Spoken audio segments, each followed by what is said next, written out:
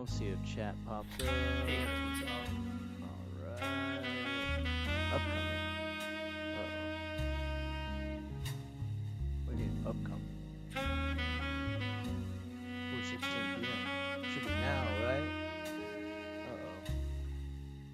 Is it live? Okay, it's live. That's good. Alright, we'll do some sound checks and stuff before we get started. Let me pop this out real quick. Pop out chat. There we go. Hello, Bridget. Hold on just a second here. Let me see why chat's not showing up. That's weird. Is it behind it? No. Oh, I know why. Stupid. Alright, let's grab that chat. Why isn't it showing up yet? That's weird. Chat capture. Oh, there we go. It just showed up as YouTube. It didn't show up as chat. That was weird. I've never seen that one before. Alright, Bridget. You've joined me for this very lonely playthrough. It's very loud? Okay, okay. Thank you for telling me. Okay, I got you.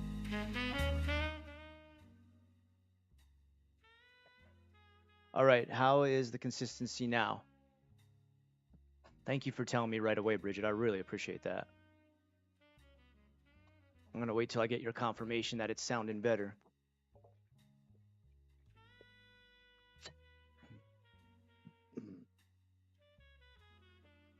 All right. I've been wanting to play this game for a while. I'm still doing just chat, talk. This isn't like a fast-paced action game or anything like this. It's like an investigative game. So, let's see. How's it going? The music is too quiet now.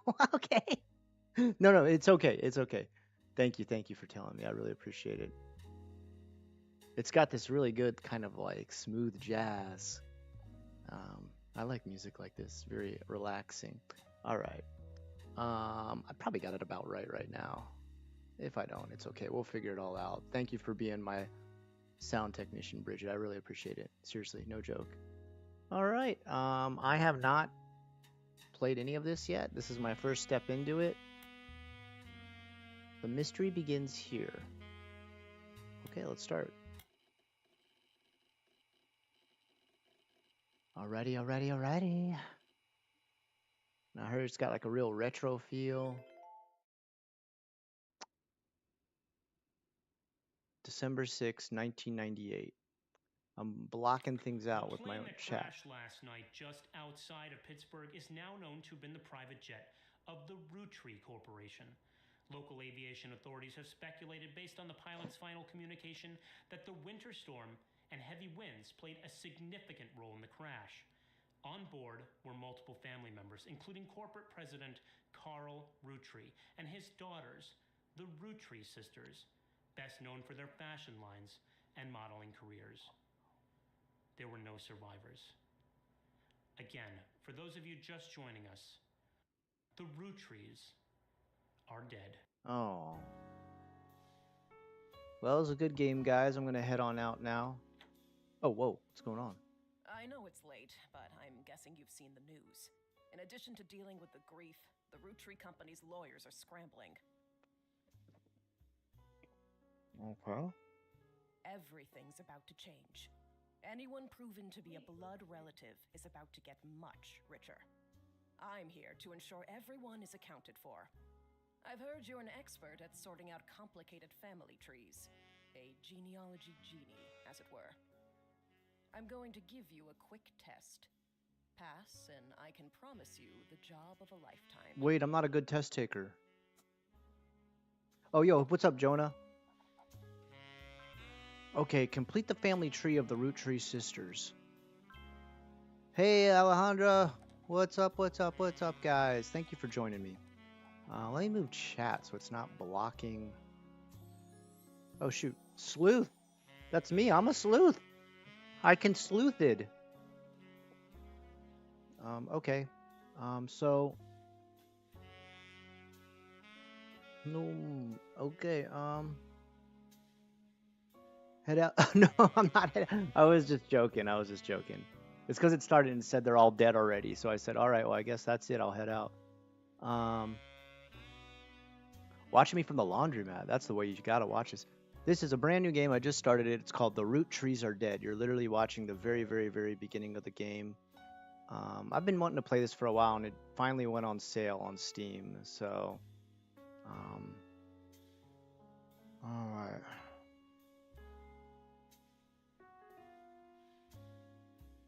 All right. So, okay. All right.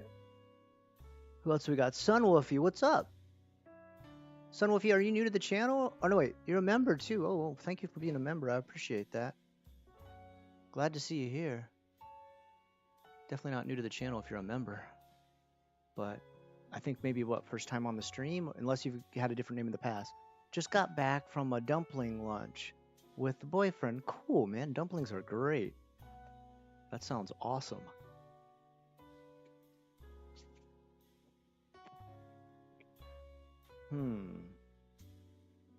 Okay.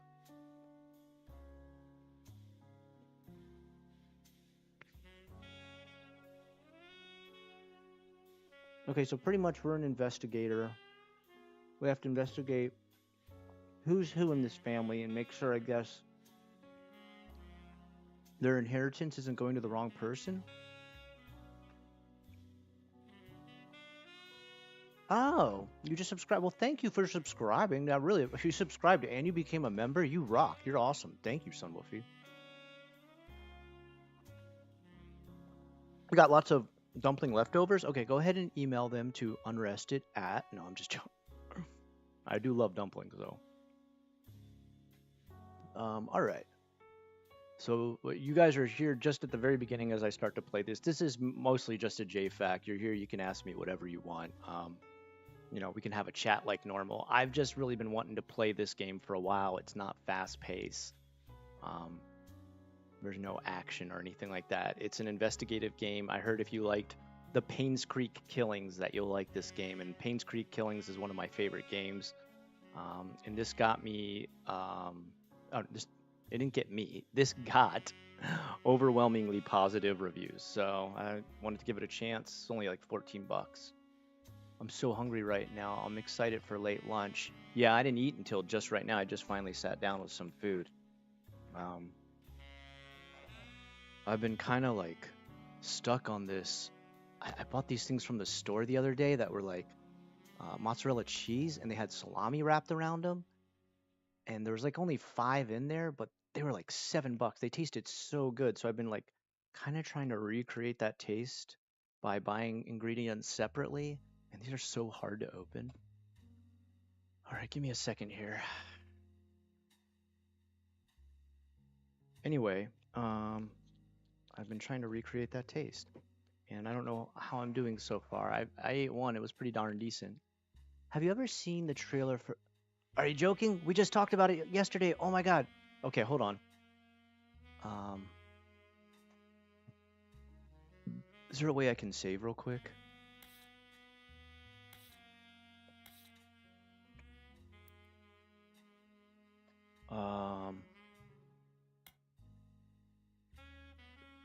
Save and quit.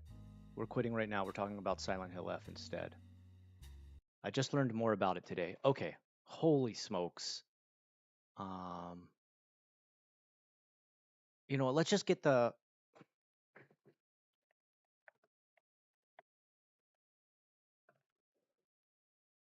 new trailer. I don't want the IGN one either. That one was straight garbage. PlayStation. All right, give me a second here.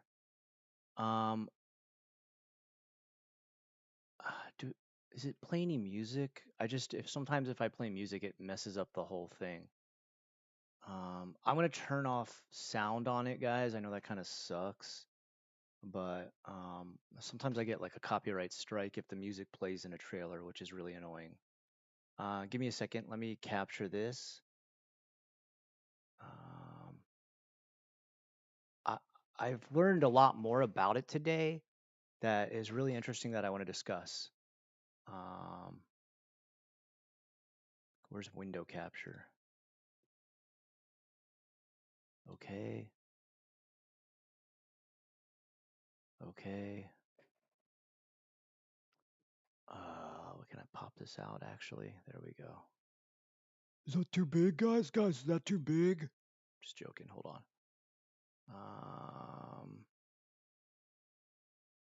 Let's do this. All right, let me get this back over here.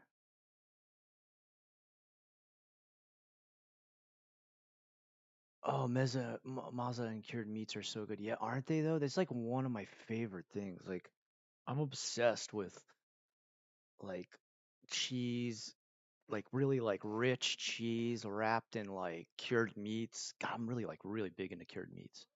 Okay. So yeah, I said I'm not going to do any sound on this. I don't think we have to.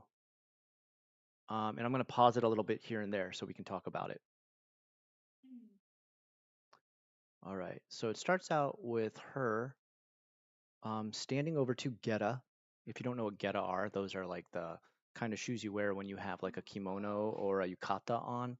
Um, really old style shoe. They still exist in Japan. They're extremely uncomfortable. One would not recommend. Um, and I learned today that this type of flower, and I'm not great with flower names, so please forgive me.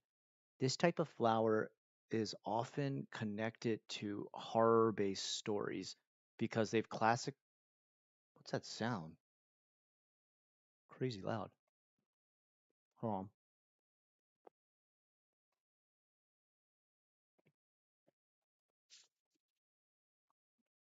I shouldn't have taken such a big bite all of a sudden. Um, so this type of flower has classically been featured in a lot of wabi-sabi stories. Wabi-sabi is a style of writing where um, the story or the tale or the fable or whatever it is, the poem even, is incredibly sad. Um, and it's also been featured in a lot of horror movies, even horror manga and anime in Japan. So this is kind of bonded to the genre of horror and also kind of bonded to the idea of something being found to be beautiful within sadness or beautiful within horror. Even the name itself, Hinako,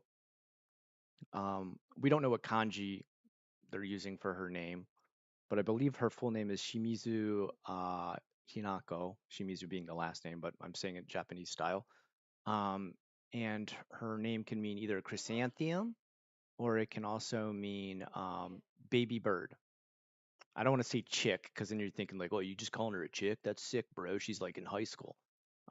Baby bird. And so these are kind of the two things that maybe her character represents in a way. And it gets even better from here. I've learned like so much more. All right. Maybe I can turn it up a little bit. It's almost too much without sound. All right. Let's see. Let's see. Maybe if I cut it up a bunch, it won't copyright. Okay, so that's weird. She's like talking to the clothing or the. Is there like. I heard some people say there's like a dead body somewhere here. I don't see any dead body. Do you guys see a dead body anywhere in there? I don't. But she's saying her own self is dead because this is Hinako saying this stuff, right? Um, and there's a reason behind that that I learned about today that it has to do with the actual area that this game takes place in. All right, so let's continue. By the way, is chat updating? What's going on here? I feel like something's weird going on with chat. Give me a second. Hold on. Cause definitely. Oh, whoa! Did you see that? Did you see that on my stream? It just suddenly like caught up. Why? Why does that happen? I don't get it. All right, let me move chat over to here. It looks like the ground is broken. I think also. Hold on. Let's get a closer look. Doesn't it look like a body made impact here or something like that? I'm not sure. I could be wrong about that. Sorry, let me see how much I've missed. Oh yeah, Anne, you and I were talking about this, about the flowers and stuff in this. The red spider lily, is that what it is? Okay, thank you for clearing that up. Um, should I check what that? I should check what it's called in Japanese because I don't know a lot of flower names in Japanese. I literally know that hana means flower and that's about it. Red spider lily in Japanese.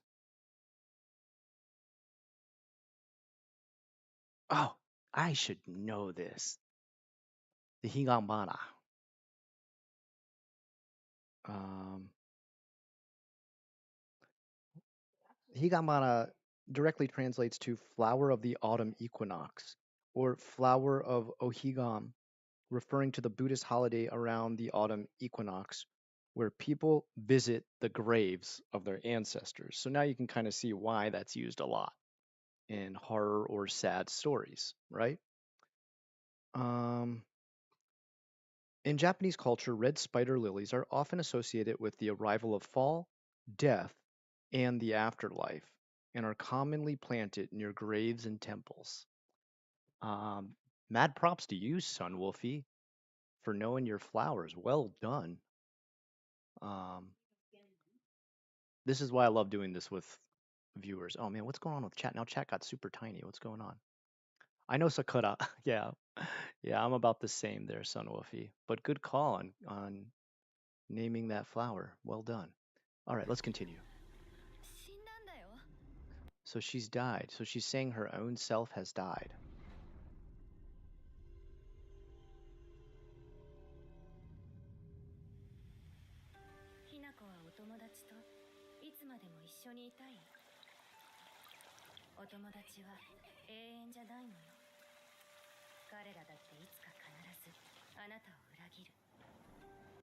So this is taking place in 1960s Japan.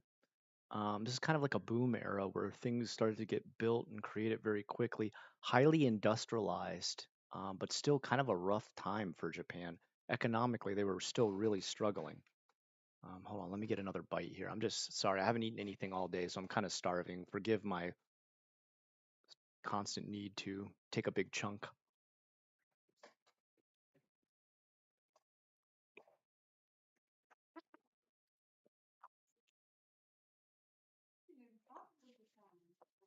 You get obsessed with researching stuff? Yeah, if I'm really into it too, Sunwolfie, I'm the same way. Hydrant, I think they're different. I could be wrong. I can't even pronounce that properly. Hydrangea.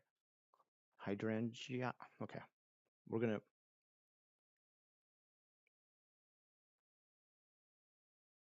No, hydrangea definitely very, very, very, very, very, very different.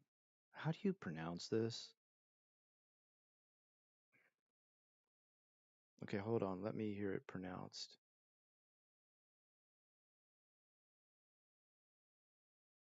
Isn't there a thing that pronounces it for you on? Okay, pronunciation. Hydrangea. Hydrangea. Okay. Hydration. Yeah, you got it, Alejandra. Thank you. If you guys didn't know, Alejandra is my English coach. When I came back to America, I had completely forgotten how to speak English, and she taught me how again. So, Alejandra, once again, thank you so much. Without you, my ego would never be peta peta. Okay, I'm glad I can joke with you like that, Alejandra. Okay, so let's move on. But first of all, let's just look at this scene and enjoy the hell out of it. I mean, this is so damn beautiful already.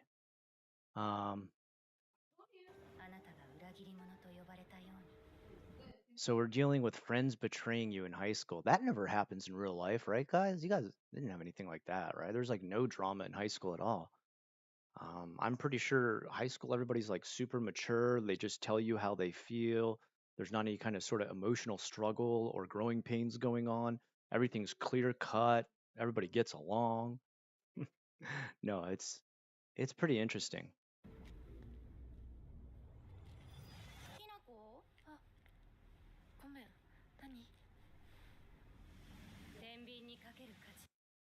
Whoops, sorry.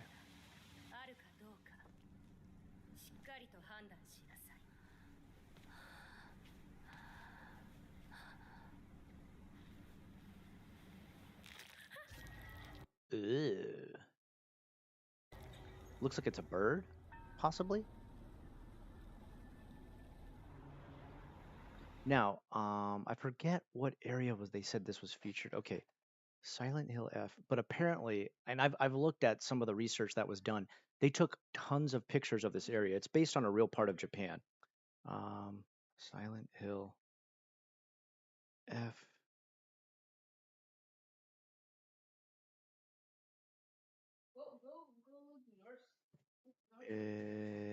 Oh, Abisugaoka. Abisu is a god. He's one of the gods of Shintoism. Uh, he's also kind of like a patron of like kind of exchange business. I don't know if it's the same one as the Abisu in Osaka, but this would pretty much translate to something like the Hill of Abisu. All right, don't be confused and think it's Ebi. It's not Ebisu. Ebisu. Ebi means shrimp. So it's not like the Hill of Shrimp. Not such a scary sounding place. It's a real place though. Um, okay.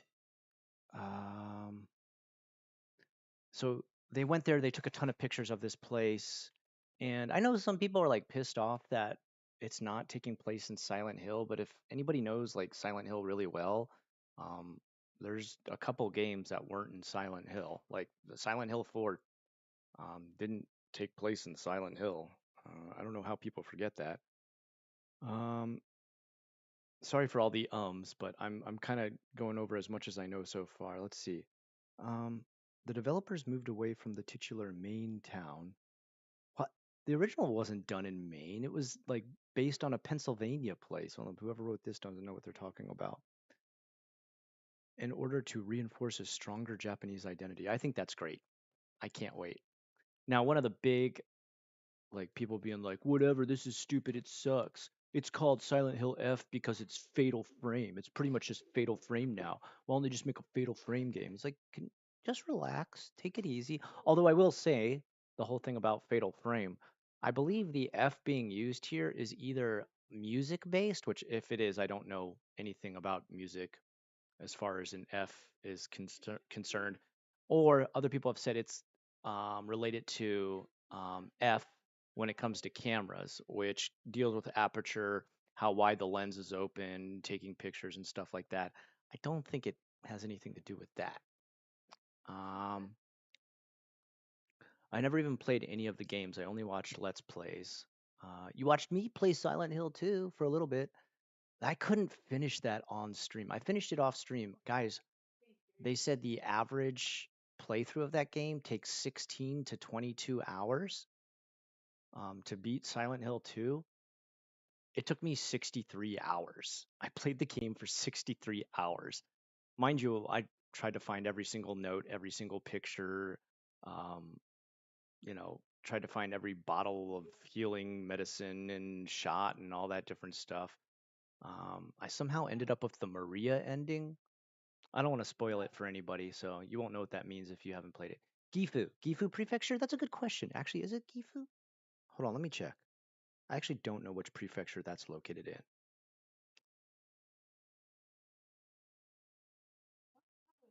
Wait, hold on. Look up.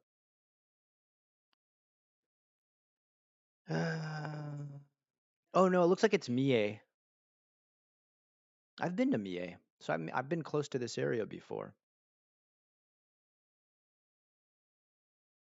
Okay.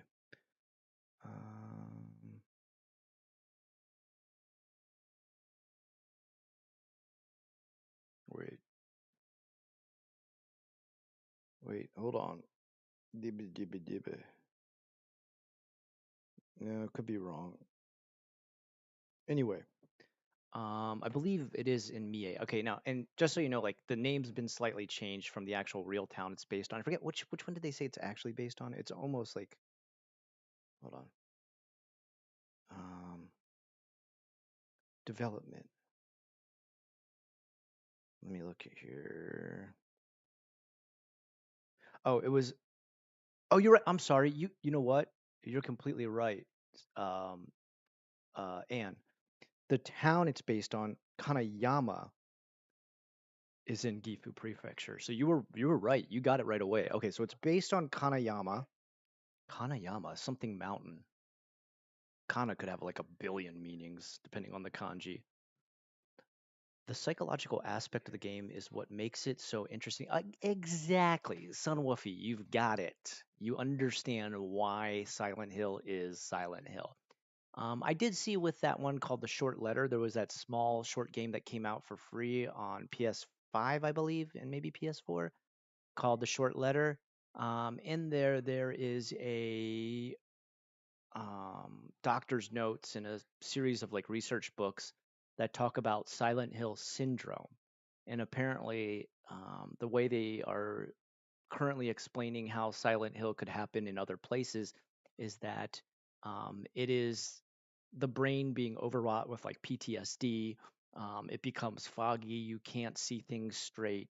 You start to imagine and hallucinate things, and you create a Silent Hill environment in front of your very own eyes. By the way, let me know if it gets too loud back here. Um, I'll mute my son. I'll put the mute button on him. Um, but let me see. So yeah, that's how Silent Hill syndrome. Okay, I know some people hate that. I know some people get pissed off by that. That's fine. Don't play the new games. Who cares, right? Um, I love the essence. I love the psychological aspect. I love um, the deep analytical sort of layers of like trauma, fear, stigma, self punishment that go into it. Like, I want to look at that. I want to look at the rich story behind the character, why they're doing what they're doing. And I'll say there's some of the games that just never understood that, like Silent Hill Homecoming, which I have on my computer right now and could play right now if I wanted to. It was on sale for like $8, so I bought it. It doesn't understand Silent Hill at all. Like, the creators of that one just mindlessly put garbage together and said, "Look at our stack of garbage. This is Silent Hill." And that's also another one. I think it didn't take place in Silent Hill. It took place in like Ashford or something like that.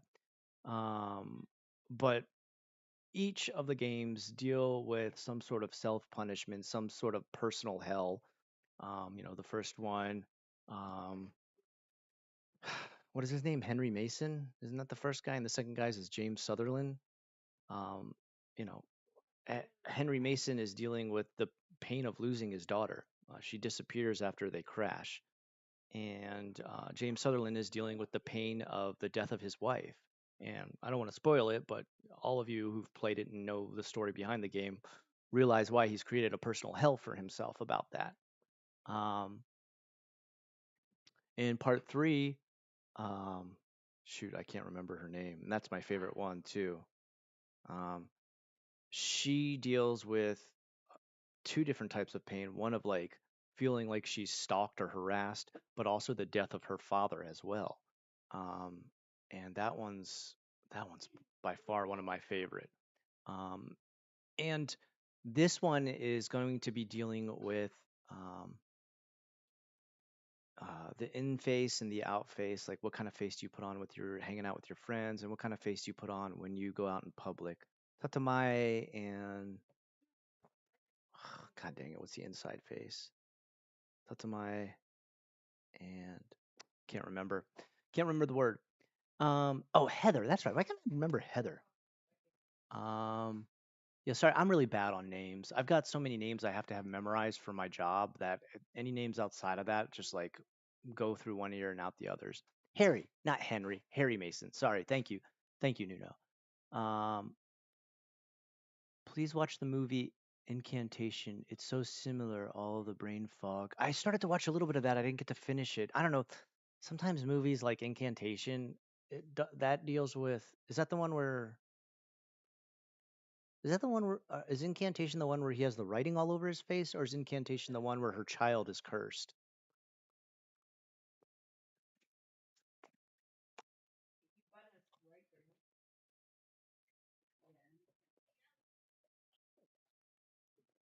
Oh, Katamaya and Hone. Dude, Meadow, you're teaching me Japanese now. That's how bad my memory is. God. Thank you, Meadow.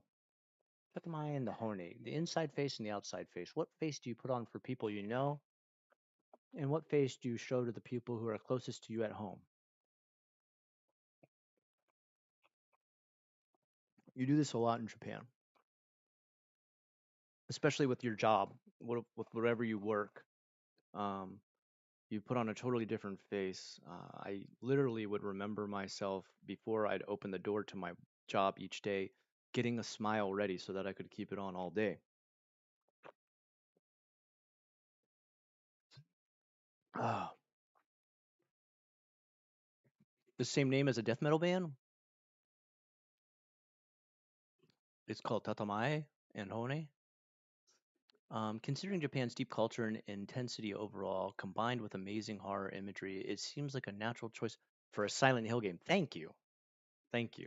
Yes, exactly. I don't know why people are so angry about Silent Hill in Japan. Um, who does horror the best? Japan. All right. Obviously, a completely subjective opinion, but who's made some of the best horror games? Japan. Can we think of any other country that did? Like maybe, South Korea's got quite a couple here and there. Taiwan's got, what was that one called? Like Red something or Obsession. That one's pretty good. Um, Eastern Europe, there's some pretty decent horror coming out of there. You've got Bloober Team. They obviously have done pretty decent. Where's Amnesia from? That's somewhere in Europe, isn't it? That's not an American, but it's definitely Western. So, but I mean, if you were to put like averages and stuff, I'd say most of the best horror games have come from Japan, and they've been doing horror way longer than any other country for sure. Starting first with Sweet Home. Sweet Home, the 2D side scroller horror game that Resident Evil is based on. So I don't know why people are so pissed that it's being done in Japan. I don't care for hack and slash horror. Yeah, you're like speaking my language, son Woofy. Yeah, I'm not a big fan of like the sort of splatterhouse. Ooh, we're chopping people up, hunting them down.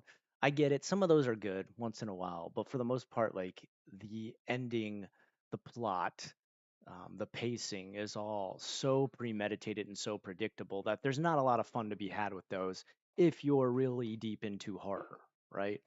And I'd imagine most of you here watching this right now are horror lovers. So, sorry, let me continue on. I'm talking way too long. Yeah, so like for this, they took a bunch of pictures and stuff. Now, what is this creature here? I want to see how it moves and stuff. Ooh.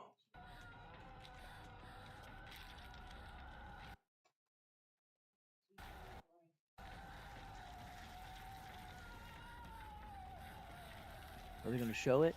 Now, I love this. We've seen in the past the other world, there's a name for it, isn't there? There's like an official name. When they go to the netherworld or whatever it is, it often turns into like ultra dilapidated, falling apart, sort of scummy, squalid looking interiors and exteriors. But with this one, we're seeing this organic take where it's, you still have sort of like the rust and the deterioration happening, but an overgrowth of like kind of nature retaking urban sprawl. The other world. Okay, I thought so. I thought they just called it the other world. I knew it wasn't like that crazy. Sorry, I'm pausing it because I want to see if that monster shows up again. Oh, let's go back just a little bit. Oh, come on. I thought I paused it right there. Hold on.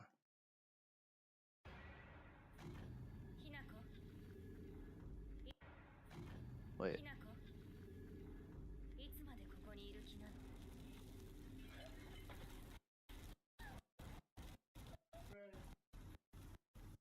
We got the fire going on. How come it didn't show up again? Why? How far back do I gotta go? I didn't think it was that far. Wait, what? Okay, there. Sorry, guys. I know I'm being annoying.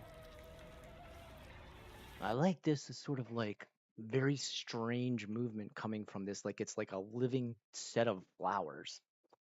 Japanese horror is cool, but overall I'm not into horror, but love sci-fi horror though.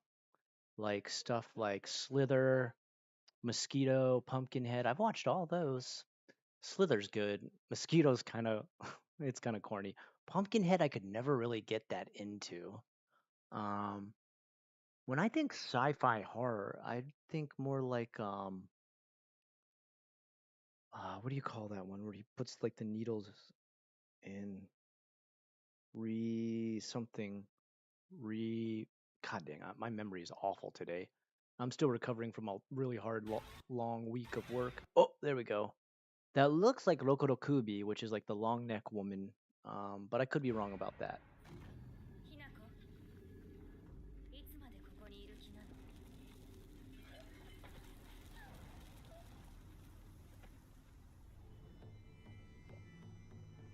自分でもおかしいと思うの。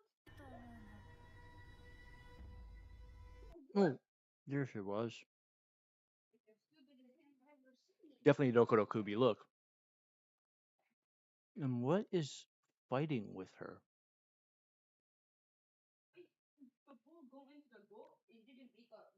Okay, I could be wrong about this, but this might be Baku the Dream Eater. And then we've got Fu Oni, who's like the Fu Oni is kind of like the often associated with like wind, but also like the taking of life, like life passing like a breeze. I don't know what this other one is. I have no idea. I can't tell. I've never seen that one before. Reanimator, that's the one. Damn it. Why could I not remember that? I've watched so many horror movies, it's hard to keep it all in my head. There's one really weird sci-fi horror movie I watched where the guy loses his arm and then injects his arm with some kind of thing, and he grows like a living lizard type arm that has its own sentience and can detach and crawl around. That was another weird one. Okay. Alien falls under sci-fi horror for sure. Yeah, of course. Yeah, definitely. There's definitely even better.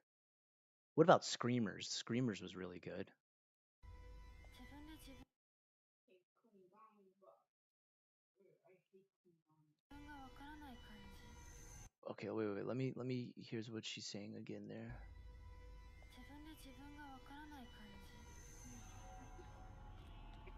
自分の気持ちが自分で理解できない。 The translation's really good. 確かお前の夢の中ってことはないよね。 Whoa. Now look at this.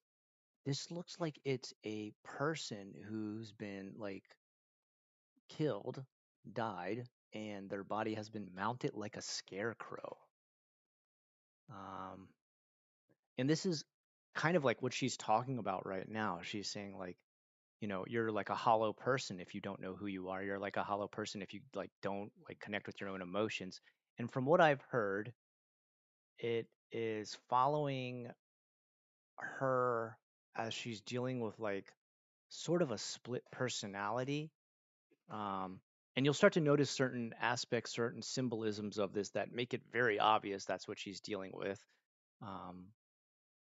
Number one, right when the trailer starts, she's talking in the third person, saying like, "Hey, you know, Shu, don't you know like you lied? Hinako's actually dead." And you know, to say that about your own self means like, did like a part of her die? Did an ethos, like a a certain disposition of her that was different from other aspects of herself die? Did she kind of become like a new person because she shed the old person? And I could see how that also would connect. What is that thing that keeps? Oh, is that your legs? Oh, that's your legs going back and forth. And you can also see how this kind of connects with the whole hollow body of like a scarecrow, a Kakashi. Oh, sorry, William. How's it going? Make sure I didn't miss anybody else who's just joined in. Mark, Mimic. I've watched that one. Deep Rising too. I've watched that as well. I've watched all of them. Mimic. I haven't heard that one talked about in a long time. I haven't really seen any horror movies, but I started listening to Ice Nine Kills a few years ago, and they've made me interested in watching some. I wonder if that's her, like a part of herself. It could be like a part of herself. It could be like the other half of who she is. It could be like this is the part she wants to shed. Um, and I think that's why you're seeing the constant reemergence of like flowers and nature where like there's like a dying off period and then a new part grows again. Um, and what did Nuno say when he said like I agree with you, Nuno? I'm glad they went on a new direction. After SH2, the series started to trap itself in the formula and losing gameplay tension. I want the fear of the unknown again. Ah, that's really well put, Nuno. That's like a really good way to put it. Yes. I mean, I'm just excited it's in Japan because I feel like Japan has a lot more horror ideas to offer in general. But yeah, we also don't know what to expect because we grow up with all the aspects of horror and the Western side of things as far as like, even look at the street names from Silent Hill where it's got like, Stephen King Drive, um, you know, Clive Barker Road and stuff like that. And it's like we know all these references and stuff like this. This is, we get it, cool, nice Easter egg, but it's not shocking or anything to us. Whereas now, like I'm having to even research the name of the town and find out what it's related to in real life and seeing like what's the kind of like background behind this. Now, Nakayama, the place that it's based on, apparently has a um, Toshidensetsu, and that's like the equivalent to like an urban legend about a sort of like half sort of demon, half sort of god that inhabits Nakayama. And Nakayama, it's something mountain. I don't know um, what kanji it is, but it could mean inside the mountain. And oftentimes, if you don't know this, when a god or a patron or a deity, and maybe even like a yokai or a strong spiritual presence inhabits a town, it's often believed that it lives inside the mountain. Um, there's many, many, many towns in Japan where they have a shrine specific to an entity that they believe lives within there. And of course, modern day Japanese, not quite as religious as they used to be and stuff like that, but they'll often still honor these just out of tradition alone. And apparently the creature, monster, half god, half demon. And please realize when I'm saying this, um, I'm doing the best translation I can. There's certain entities that we just don't have an equivalent to in Western Judeo-Christian type religions. For example, when we say yokai in Japanese, people often be like, "Oh, yokai are demons and they're monsters." Well, no, not exactly. Some are like patrons, some are demigods, some are actual gods themselves, and some have nothing to do with like demons or curses or anything like that. They're just yokai. They're their own thing. For example, the fufu, the kiden, those are beautiful sort of creatures that grant great wishes and things like that, are just there to be blessings and to be worshipped for good aspects of life. They're not a demon in any way whatsoever. And then you've got some that are like kind of in a gray area. For example, obi are kind of like floating husks of what once used to be a human or a creature or a beast, and they're kind of in between of they might be good, they might be bad, or even something like Baku the Dream Eater, who he is there to help you stop suffering from nightmares because he'll eat all your nightmares away. But if you pray to him too much, he may start to eat your good dreams too, and your sleep will be totally screwed up. So just saying all yokai are demons, yokai translates to demon, is not really a great translation. So there's going to be some parts where we run into things here where maybe I call it one thing, but it's not really the best translation. Is just what I can do as far as my rough translation is concerned. Um, sorry, let me catch up. More like Japanese fae folk. Fae. That is a good. That is a good connection, Meadow. I like that because fae can be like mischievous. They can actually be like ultra evil, but they can also be, uh, boons of good luck and nurture and nature and blessings. That's a really good connection. I just heard Clive Barker's name mentioned. I watched Lazy Bedhead's videos on Hellraiser.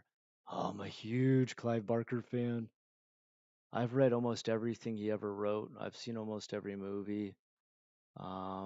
I've got a Tortured Souls character in my gallery right now. I read all the Tortured Souls stuff. I read all of the Hellraiser stuff. I've even watched the really bad movies.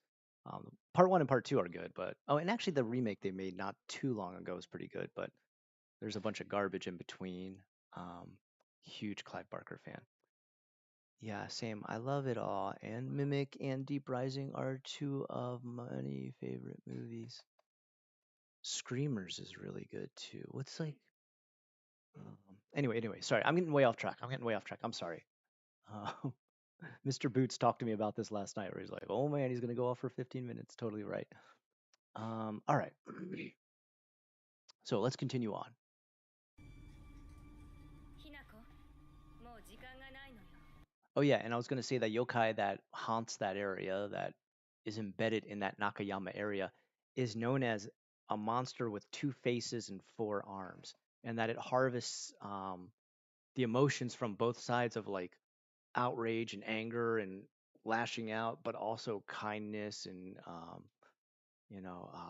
being benevolent and grateful for people around him and stuff like that. I don't know if it's a him. I don't know if it has an actual gender, but these are these 2 things at play that Hinako is struggling with the choice of who she becomes. And this is because of high school. This is because of I think there's something going on where like she might have to like move or like change some sort of situation that she's in. We don't have a bunch revealed yet, but there's going to be a lot of things at play where breaking um, your current path and having to choose a sort of dichotomy of being, you know, calm and listening and caring and empathetic, or becoming like sort of a brutal, barbaric troglodyte smashing down the walls of everything that makes you angry, is what we're looking at as far as which way she's steering. Now, I'm saying it in those ways, but I'm sure it's much more subtle in the way in which it's written here because it's by Ryukishi 07, who we know goes very deep into the emotional development of his characters. All right, so let's continue on. Time is running out. あなたが生かされたということ Ooh, は whoa, I want to see that again. Oh. And see, there we are. Multiple faces, multiple arms. A lot of different personalities going on here, sort of bundled all up. This is probably some sort of, I can't tell if that's a creature or some sort of shrine. 生かされたということはここに至ってもまだ Means you've made it here, yet you're still lost all the same. Ukanaku naru. Hayaku aruke. Something like hurry up and escape. Maki, can you help me read this real quick? It's really simple, just this right here. What does it say on the wall there? Okay, you have to run. Do you have to escape? Is that what? Okay, that's what I thought. Okay, I just wanted to make sure my translation was correct. Yeah, you have to run. You have to escape. What's up with this really westernized doll over here? That's very strange, considering we just saw a bunch of what is the type of doll called? Hey, can you keep it down just a little bit? What is that kind of doll called? This doll that they just showed. So I do have to mention this too, because this is kind of a big thing. Hold on. ここに至ってもまだ No. とは Why can't I not remember the type of doll this 迷いがある is? ということなの This is kind of like really important. ここに至ってもまだ Sorry, I keep doing that. There it is. ここに至っても God dang it. Sorry, I am the worst at stopping things on time. That type of doll. God dang it. Why am I forgetting? I'm forgetting like all my Japanese. I've got too much going on in my mind right now. Okay.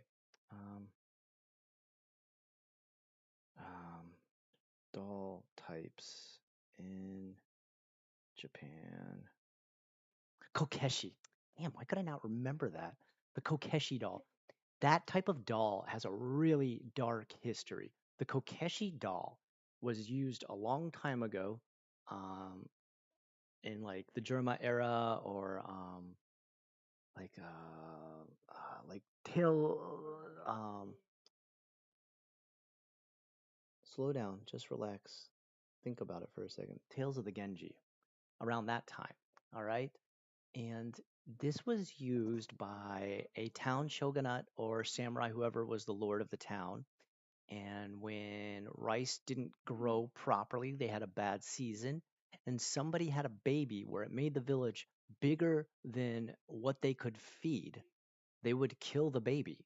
They would kill the baby post birth and give the mourning woman, the mother, a Kokeshi doll. And it's just this wooden doll that looks like a very poorly made wooden Japanese baby. And this is true. Like they just be like, "All right, sorry we had to kill your baby. We don't have enough rice for them this season, but you do get this Kokeshi doll." So they have like an ultra dark past. I mean, they still exist in Japan now. They don't have that same meaning anymore, but they did start with the ultra dark meaning. So I wonder what that has to play into. Means you've made it here, yet you're still lost all the same. I like that she has the pipe again, too, to hit stuff. You can't think about it forever. Oof. Wonder what those were. Hold on, I want to see what kind of creature that was again. Ah, you can't really see it, can you? Nah, can't. Doesn't slow down enough. You're running out of time to choose. And also, even notice like how there's an asymmetrical look to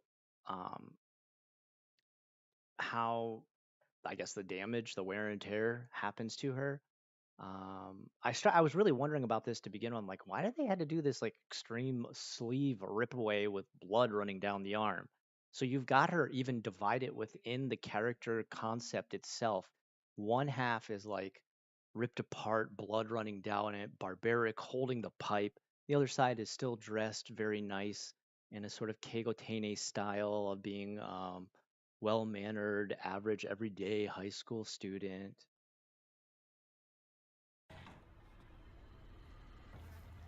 Ugh. Tell me, who are you? Ooh, ooh, ooh, ooh, ooh. Shine. It keeps saying Shine, Shine, Shine. Die, die, die, die, die. Oof, that's no good. So maybe she's dealing with some kind of bullying. Um, so maybe this is what her struggle is between, does she keep on that, tatamae and hone type, gotta be smile, gotta be Genki, gotta go out there and with my big smiling face and pretend I'm okay at school every day when really I want to, beat my bullies to death. Um, I don't, is this like a drawing of her over and over again? I can't completely tell. I see that the only thing written here in kanji is just die, die, die, die, die, die, die. It's a harsh thing. I mean, it's the equivalent to dropping F bombs left and right as far as that word being used in such a manner. Let me just catch up with you guys here in chat, make sure I'm not missing anything or any questions. Um, a lot of Hellraiser movies apparently strayed away from Clive Barker's novel that his first and second movies are based on. Yeah, oh yeah, Meadow. It pretty much Tortured Souls and the Cenobites were completely different. Like, I mean, they were the equivalent to more of like a Dante's Inferno type creature, not these like really crazy, stalker hack and slash type Jason-esque horror movie villains. They were more contemplative, explaining like the tortures that they'd endured in hell for what they had done in life. It's so much better. Read the books. I highly recommend the books. Those are Kokeshi, Anne's already like today. Meadow and Anne know more Japanese than I do. I don't know what my problem is today that I can't remember these words. Thank both of you for being there with the words. I need it. I don't know why it's slipping my mind. I've got like a Japanese lesson tomorrow too. I've been taking them every week now, and I swear I can speak. 僕は絶対日本語喋れる。本当に本当に喋れる。信じられる。お願いします。All right. This is why I wanted you to cover this, because your knowledge of Japanese culture makes it even more meaningful. Oh, thank you. It's very nice of you, Sun Wolfie. Um, That dinner table looks disgusting. It's just hey, it's just sashimi, right? Raw meat, right? Ugh. Um, Kokeshi doll was familiar, so I had to look it up. But I remembered Kokeshi doll being mentioned in an anime I watched, and it was Ghost Hunt.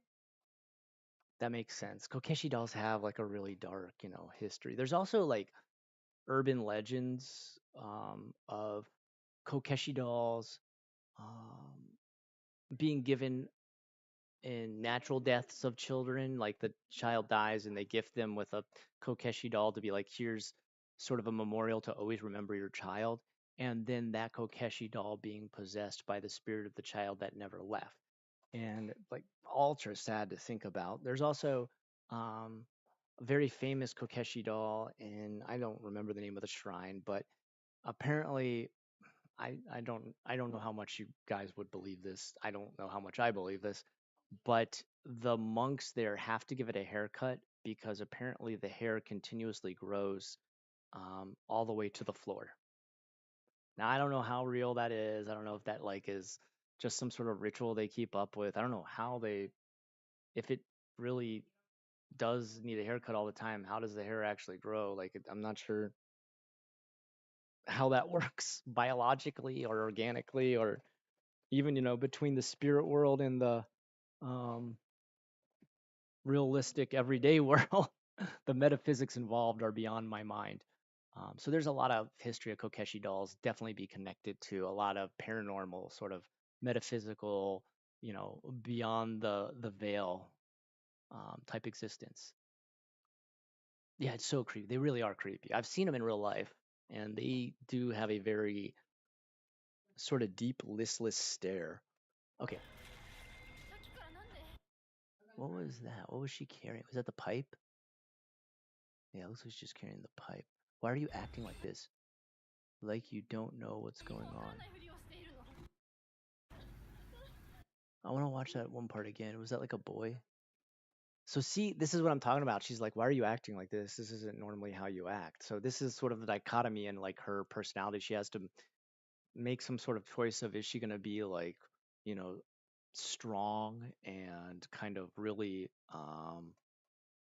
obligated and um aggressive, or is she going to um pretend to be the timid young high school girl who doesn't make a fuss about anything and keep her emotions very conservative, refrain from outbursts, be a proper young woman during the 1960s Japan, which it would be really uncouth. It would be really um, off the cuff and outlandish for a young Japanese girl or woman, whatever you want to say, to have like sudden ultra rage based outbursts and stuff like that. That would be seen as very um, not very womanly, especially during that time. Um, 何もわかん okay, so this is maybe a boy they're fighting over. ないふりをしているの私はね Now, the one thing I don't understand is why the back is all ripped up.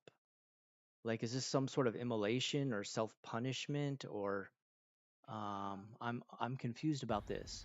Think about あな it. たをすぐ I could have killed you off at any 殺す time. こともできたんだよ So someone's holding something over her head as far as like, oh, you don't need to be acting like this. I could have destroyed your life at any time. I could have killed you or whatever. Yo, I wonder why it's like this. You took everything.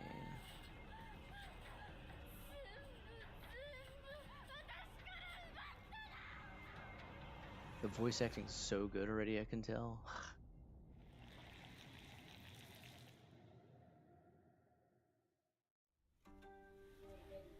Yeah, それで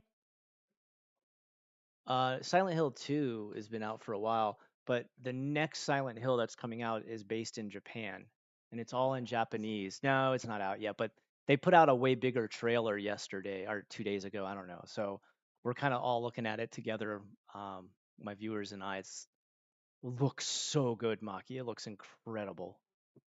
It looks really, really good. And the guy who wrote it He's a really good horror author, like a Hantoni Subarashi Horasaka, 彼は。いっぱいホラーアニメの話書きた。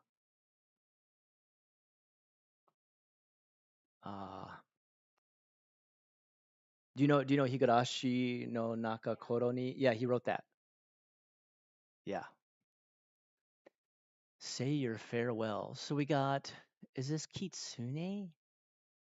Are they both Kitsune? I can't tell enough. Okay, let me check out what you guys are saying.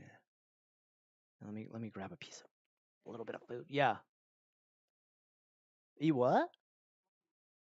Oh shoot, I forgot we had those plums. Give me just a second, guys. I gotta get some food for my kid real quick.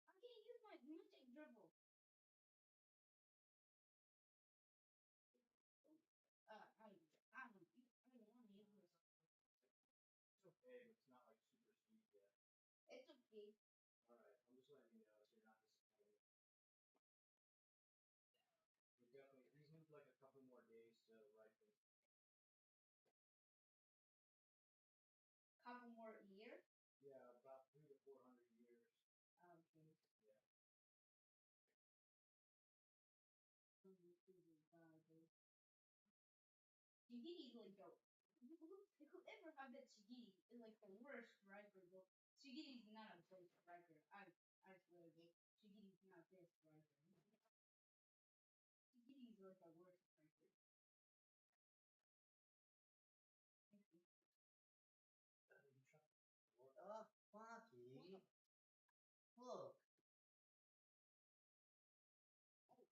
disgusting you. Don't throw it away. What are you doing? Come on, man, be more careful.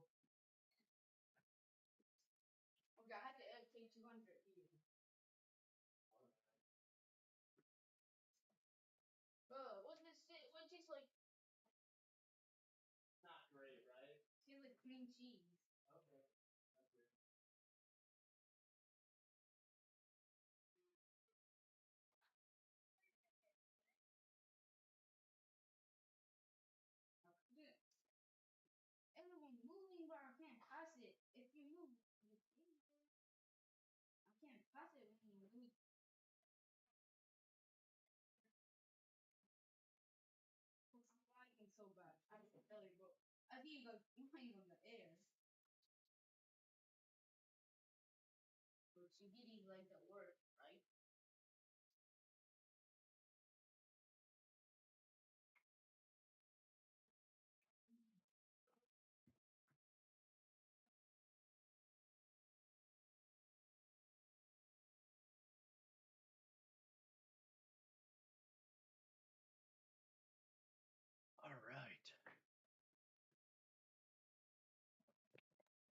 All right. Thank you for being patient with me, guys. Let's get back into this. All right.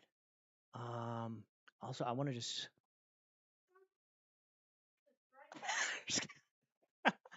Dan. Scott be like, there's got to be some way to make the trailer 3 hours long. Dan knows me too well.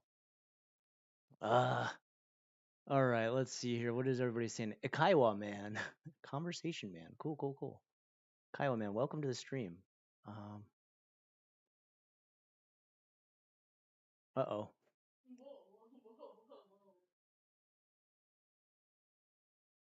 According to the Cenobites are neither good nor evil. For them, the line between pain and pleasure exists. A Kiowa man, race matters in this world, and black is not the thing to be, especially in Asia. I'm guessing we're referring to Assassin's Creed Shadows, and yeah, I'm not happy with it. Um, I don't know if I like the way that you've approached this with your sentence, Akaiwa man, but I do think the whole Yasuke as a samurai thing is absolutely ridiculous and kind of shameful as far as Ubisoft is concerned.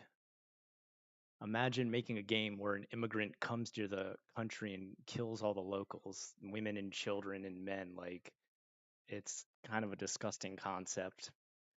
The Cenobites seek to enlighten or convert whomever solves their puzzle box to their ways, thus turn them into a Cenobite. Yeah, but they're also kind of like I'd say they're like kind of in a gray area because they're between pleasure and pain. Like they experience both at the same time equally, and that's what they're trying to get people hooked into, which um I don't see it as being evil or good. I just see it as sort of like an very strange existential quandary. It's still cool lighthouse though. They have gargoyles on the top. Uh-oh. I don't know where that conversation. They should make a game about a black dude who goes to Japan and the whites and the Latinos press him and he's a okay, okay, well, man. Let's I don't know where you're going with this. I never watched any of the movies as I'm not a horror fan, but I'm curious. I saw one of the movies as a kid, but I don't remember it. What movie are we talking about? I must have missed something about. Oh, you're talking about the Hellraiser movies? Part two starts out pretty freaking gross. Um, I never watched any horror. I saw one of the movies as a kid, but I don't remember. Although I did watch it again. Wait, Yellow Cab. Oh boy, why are you getting into Yellow Cab, dude? Where where are you going with that? I know what you're talking about when you say Yellow Cab, man.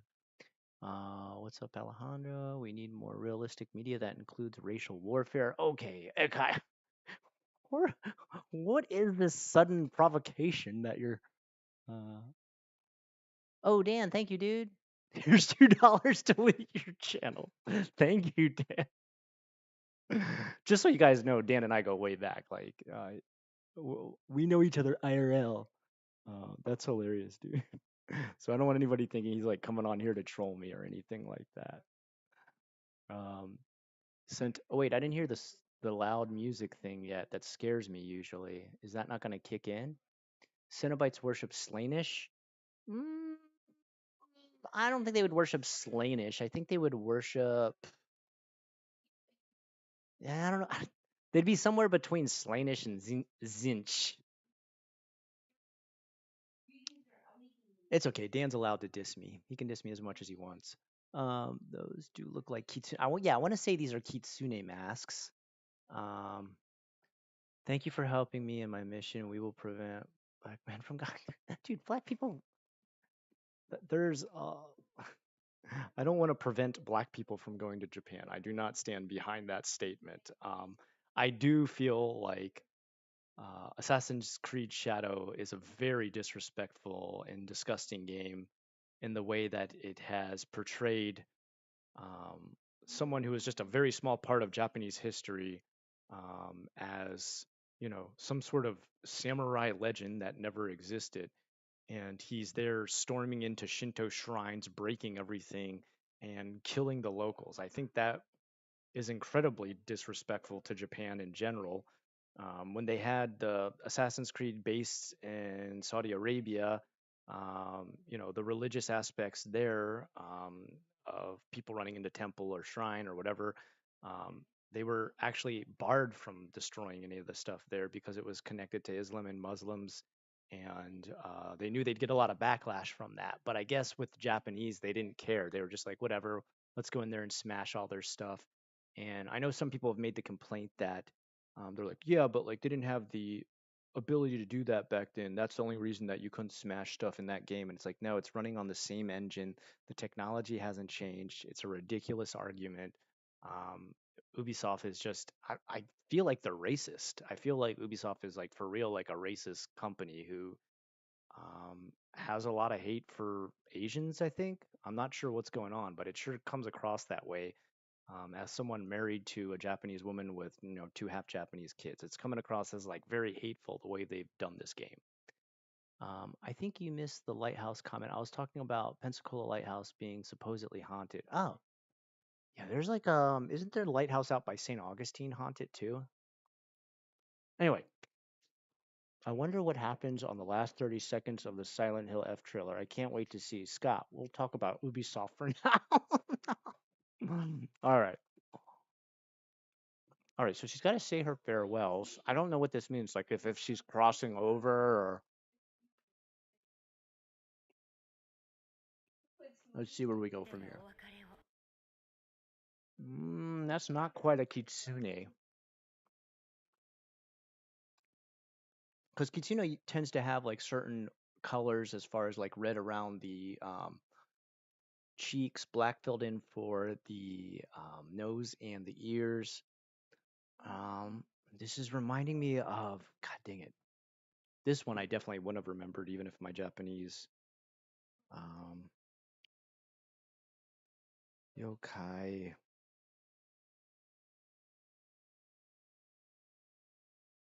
Kamaitachi.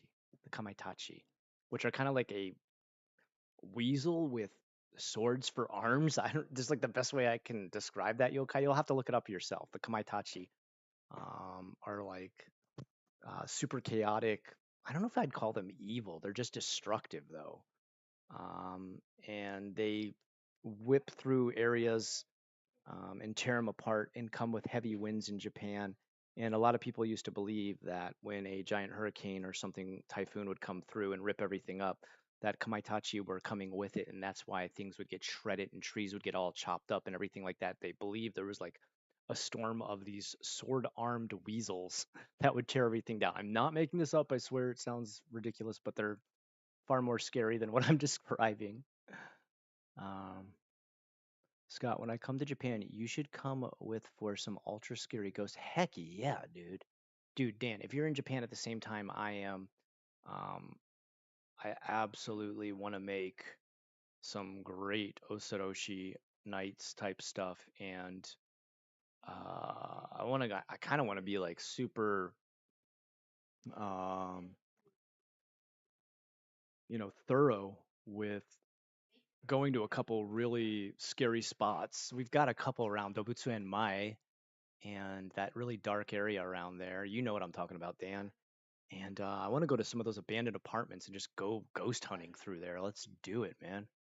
When I come to Florida. Oh, okay, okay. I was like, what, are you gonna try to make it to Japan at the same time I'm there? That's gonna be rough. Also, I wouldn't suggest coming during summertime. It's brutal. Um, yeah, absolutely, dude. Dan, of course, man. Um, you and your wife are more than welcome to come stay here any time at my place. Um, I've got an extra bedroom, and then we can, you know, on my days off, go ghost hunting while you're filming stuff, dude. I could be so down, dude. It'd be the most fun ever. Um, I'm leaving for Japan in about 2 months. Osaka is nice because they press the. What are you talking? Okay, Pizzeria Torres. I'm not. I don't think I've been to that. Where is that at? Summer is great for single matches. Man, what are you pushing on here, man? All right, let's get back to this. Now say your farewells. Now look at who's this guy here with the white hair. These are definitely shrine maidens, I can tell that. Um is he like the priest or something like that? あなたが幸せ I'm not sure what this is either. を掴んでくれることを願っています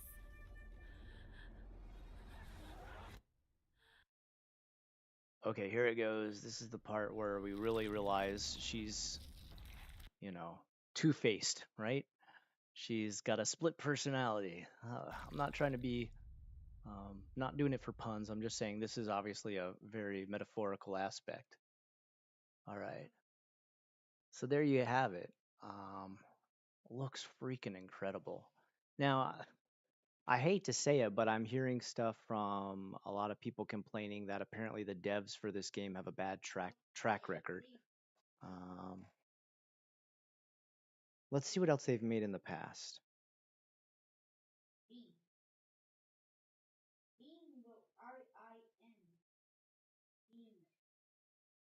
Neobards.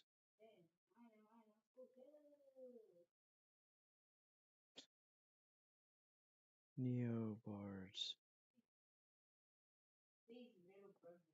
What games have they made in the past? Bards. Past games.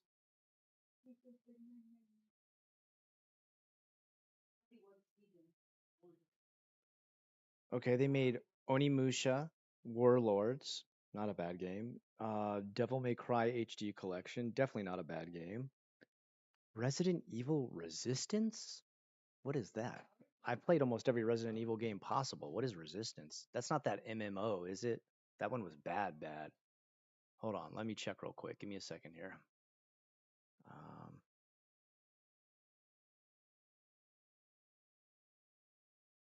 What was that?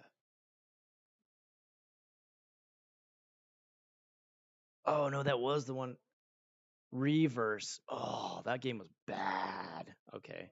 I can understand why people aren't happy about that. Onimusha Warlords. I played Onimusha, but I don't know about Warlords. What is that? Ugh, my cat just got a bunch of hair in my mouth. Capcom Legacy. That wasn't bad. That was pretty decent. And they made Marvel Avengers. That was pretty bad. So overall, I mean, they're graphically, they've got a pretty good record. I feel like Marvel Avengers, I mean, the main reason that wasn't fun, that wasn't cool, was it just became like a money hungry game. So I don't know if I would blame them for that. They're the devs, they're not the executives who are like, let's make this game and all you can do is buy a bunch of stuff and play the same mission over and over again. Because if you want to do more than that, then you have to pay actual money.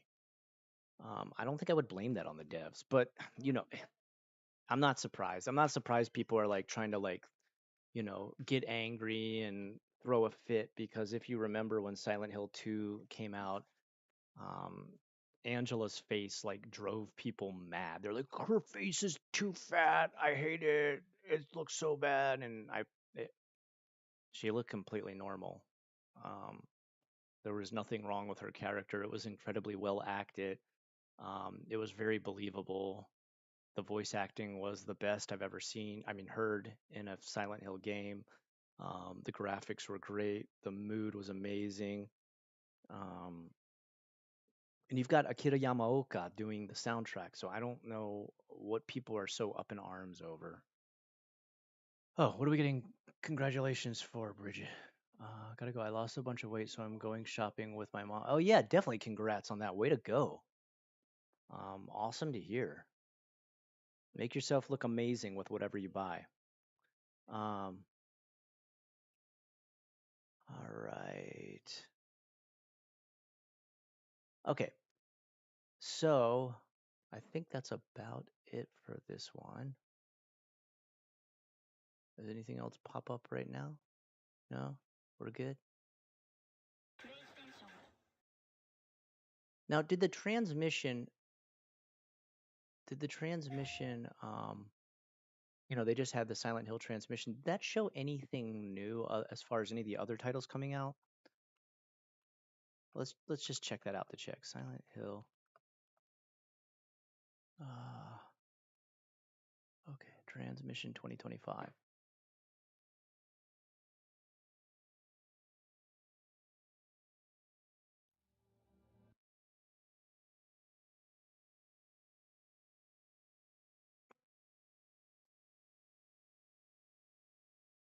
Oh. Gosh, I kind of should have watched this first of this long interview. Okay. I want to know though about. I want to know about like the movies and all the other stuff coming out.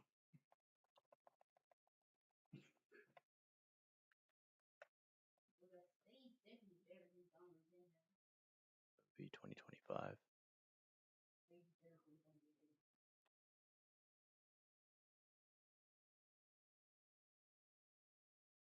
No, that's not real. I hate all the dumb fake movies that come out. They're like Silent Hill made by AI. Silent Hill trailer? No, I don't think so.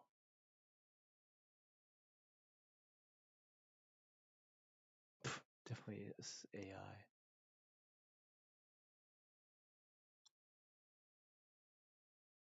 This isn't. Yeah, that's a fake one. Oh, Townfall. All right, here we go. Okay, you're good to go. Welcome to Frontier. Awesome, thank you. How is this In Silent my Hill? lifetime, This doesn't I look will like own Silent Hill at 44 all. cell phones, purchase 19 gaming consoles. What? Oh, I thought we got a cell phone in Silent Hill. Why are you here? Death In Stranding, this awesome. place, why are you here? Here to be punished. That's good, I like it. You know what, I think you're right. I think we've done something so awful. Yeah. You're stuck here in this place, being judged by these people. But for you, I think it's more than that. I think you're here for some other reason. And I don't want to be anywhere near you when you figure that out.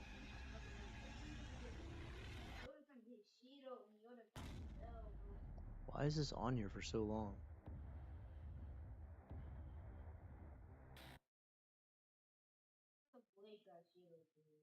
Dang. I can't tell. The Kojima effect, lol. The hills are silent. All right. I guess we can't find anything still about the new movies coming out. Okay, so we got Townfall, and that one's going to be made by, isn't it No Code, the ones who made Stories Untold and Observation? Those were really, really well written. So I'm looking forward to those too.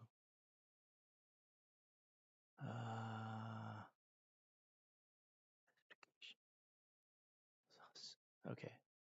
Silent Hill movie. I'm going to try one more time to see.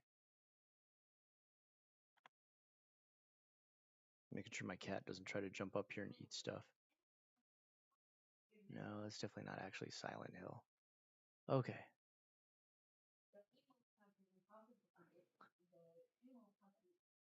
Let's see how this looks. That looks awful. Well, it looks pretty creepy. Nah, it doesn't really look like James. He would be older. It doesn't really look like Maria either. She's more punk rock. Oh, that definitely looks like Eddie. That looks like Angela. She's a little bit too young though. She's definitely like a woman in her like early 30s, late 20s. What is that? Someone left like a prop inside the cage. That looks like Laura. Pyramid head, more like triangle, man.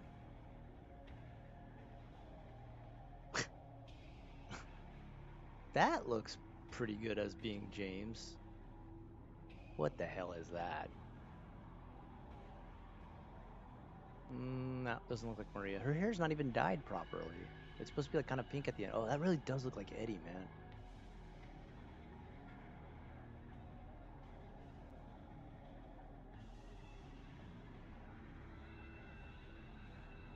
That looks definitely like... Man, Laura's one model came out absolutely looking like it would, I'd imagine. Oh, hers too. Like, she definitely... Okay, she looks old enough in that one. Oh, that looks like Mary for sure.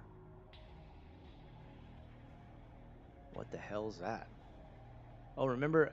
Guys, you remember the enemy that wears like a poorly fitted hoodie and has tape on its nose. That's my favorite enemy in Silent Hill. Again, I don't think the AI can't really figure out Pyramid Head, huh?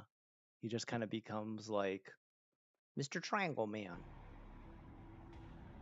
Look like a brown lunch bag with a triangle toy on top. That looks a little bit better, sir, but her hair's not dyed and she doesn't have a tattoo on her collarbone. Nah, he looks too young. Doesn't look worn and haggard and rough enough. Yeah, the Laura model came out fine. That's weird how some models totally work but others don't. Dude, Eddie's done perfect. That totally looks like Eddie. The dog. The doggy. He good boy. How he know how to do all that? Oh man, that channel's great. Dude, they get pretty darn close. Oh. This guy's great. Hold on. I watch this guy all the time. Eating the food you love with dentures and implants from Okay, Aspen all Dental. right. Oh my god, how many commercials? I got a premium subscription, but I'm not on that channel right now. Finally. Did you see the trailer? Oh my, I'm super excited. So in this video, I'm gonna give you some insight and some historical background and something I know. No, I watched this one already. Trailer analysis. Oh, Max Durat. So last Thursday, we got our first look at Silent Hill F. The first look that we have gotten since Let's hear what October Max has to of say, because he's usually pretty good at 2022. This analyzing. was a nice surprise, because honestly, I wasn't expecting to see anything from this game for at least another year, maybe even 2. Anyway, let's get to the point. I think the new... Oh, yeah, sorry. Meadow, that was totally AI generated. It's not real.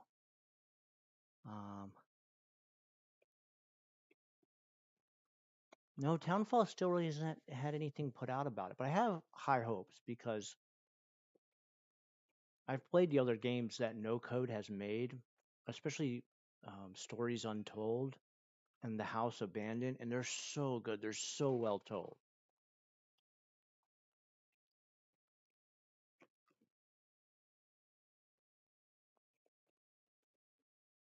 Yeah, Middle, that was all that Silent Hill fake movie was totally AI generated. That was Sora. The whole channel is called Sora AI. It's all AI generated. You haven't watched a lot of AI stuff recently, have you? You don't. It's come a long way. It's getting scary. It's getting real scary. Yeah, you could see like their mouse moves. It looks like a movie. Sora is one of the first ones that's able to develop actual videos. They're very short. They're like anywhere from, I think, like a couple seconds to I think the max it can do is like maybe a minute or two. But it's pretty incredible, right? Osaka Shogun, what's up?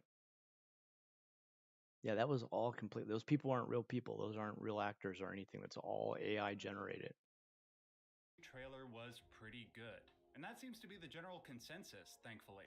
I can't say the same for the overall showcase, though, which I thought was just average. It wasn't bad by any means, it was just a lot more talking rather than showing. If they had shown just a few seconds of gameplay, or maybe some concept art of 1 or 2 of the monsters, I would have been happy. But for the most part, it was just Ryukishi, Akira Yamaoka, and the producer guys talking about how the Japanese setting was going to be awesome and the monsters were going to be awesome without really demonstrating how in the 30 minutes after the trailer. Yeah. Though there were a couple of really encouraging bits during this section. Hearing that Ryukishi played all the Silent Hill games was nice, plus... Oh, by the way, Ryukishi, the guy they're talking about right now, the guy who's the writer for it, he's been quoted as saying, and like listen to how hardcore this comment is about how he feels about writing for this. He said he's worked harder on writing the story for this game than anything else he's ever written. And the guy's made like I think how many games now? Like 3 or 4 like insanely long visual novels. And he said he worked harder on this than he's worked on any other story, game, anything, plot, than he's worked on in his whole life. And he said, if this is the last thing he writes before he dies, he'll die happy. That's how much he believes in this that he's written. So. The whole design ethos of the game, which is described as finding the beauty in horror, is terribly interesting, and I imagine it will lead to something that feels both familiar to Silent Hill, yet experimental at the same time. The beauty in horror thing was like the one really good part of Silent Hill: The Short Message, what with Sakura Head. But can they take that and extrapolate it to the whole game? We'll have to see. But let's turn our attention to the trailer and see what we can glean about the story. One we know for sure is that the game takes place in 1960s Japan. The main character is a teenage girl named Shimizu Hinako, who is, quote, struggling under the pressure of expectation. What?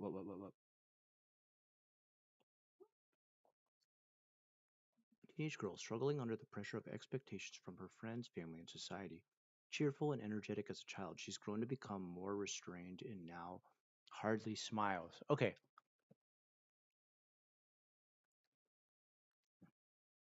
I like how realistic this concept is because here's one thing I can say having worked in education for 15 years in Japan. And I heard another teacher say this one time, another English teacher like myself, and I thought this is the best quote I've ever heard about the development of Japanese students. That they're super Genki, happy, upbeat, excited to learn English or excited to learn really anything you're teaching them. Um, from kindergarten to elementary school and to the near about the very end of elementary school, sixth grade, it goes all the way to sixth grade. And then from middle school, they don't think English is cool anymore. They will still be somewhat excited about learning, but they're not like Genki, jumping up and down, getting ready to like say all these words or be the first person to raise their hand and speak. Everyone's kind of like more silent.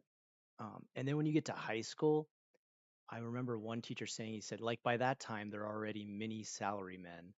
And anyone who's been in Japan and seen how salarymen are like going to their jobs on the train and stuff, they're usually like head down, looking pretty dour, very stoic, um, not looking super energetic and kind of looking like they're forced to be a cog in the machine because they work insane hours of 12 plus a day, 6 days a week. And that's kind of where these kids are at. I know people don't, they're like, how do kids work in 12 hours? They don't even have a job. No, but they do go to school from 8:30 all the way till 3:30, then get off, come home, have a small snack, have their bento packed for them for dinner, and are sent off to Juku, which is called cram school. And they study there from about 4, sometimes to as late as 9 or 11 o'clock at night. And then even after that, they stay up for tests that are coming up.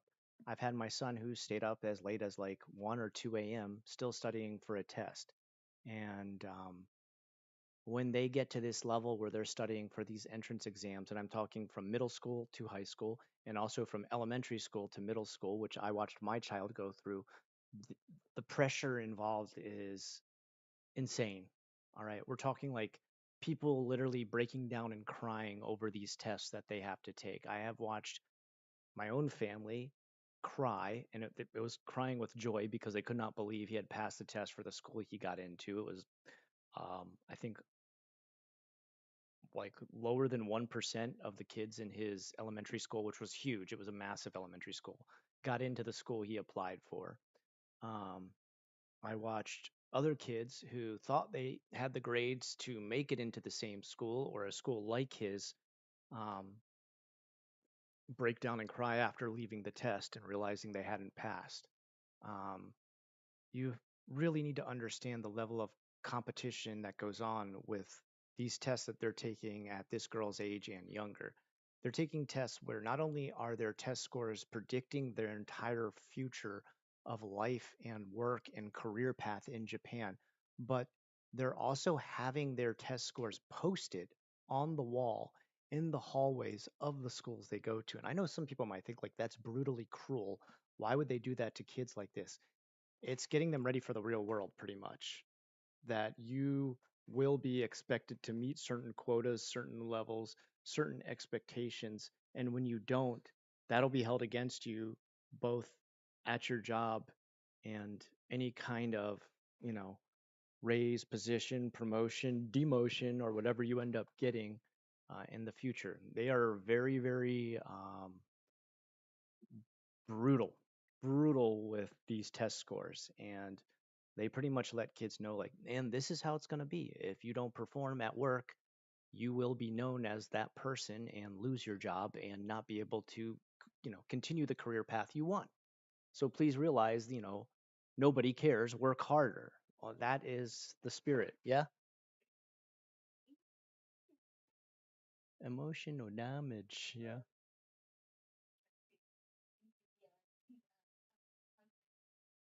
Yeah, I have to be like a doctor or a lawyer. All yeah, yeah, yeah. Well, I mean that guy's skits the guy who does the emotional damage. Like you see, his father's like constantly stuck on him for studying nonstop. I mean, it's real. It's a real thing. I know he thinks it's funny, and we all watch it and laugh and think like, oh, Asian parents so strict about grades. It's not fake.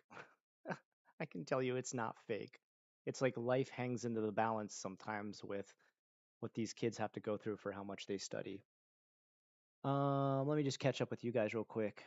Would introducing those kids to English speaking media be a good way to introduce them to the English language so they want to learn it? It helps some kids. I mean, it's not like they don't have access to that stuff, especially now with the way the internet works.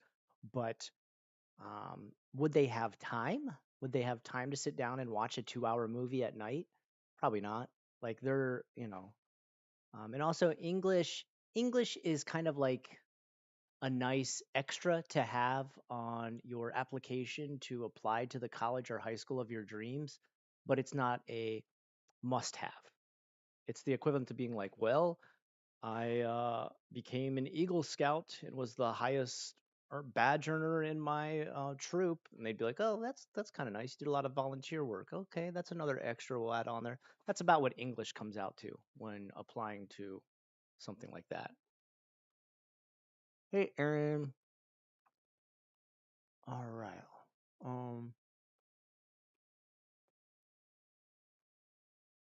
Okay, let's see what else we got here. I'm coming in quiet. Oh, the video's louder? Okay, here, I'll turn down the video a bit.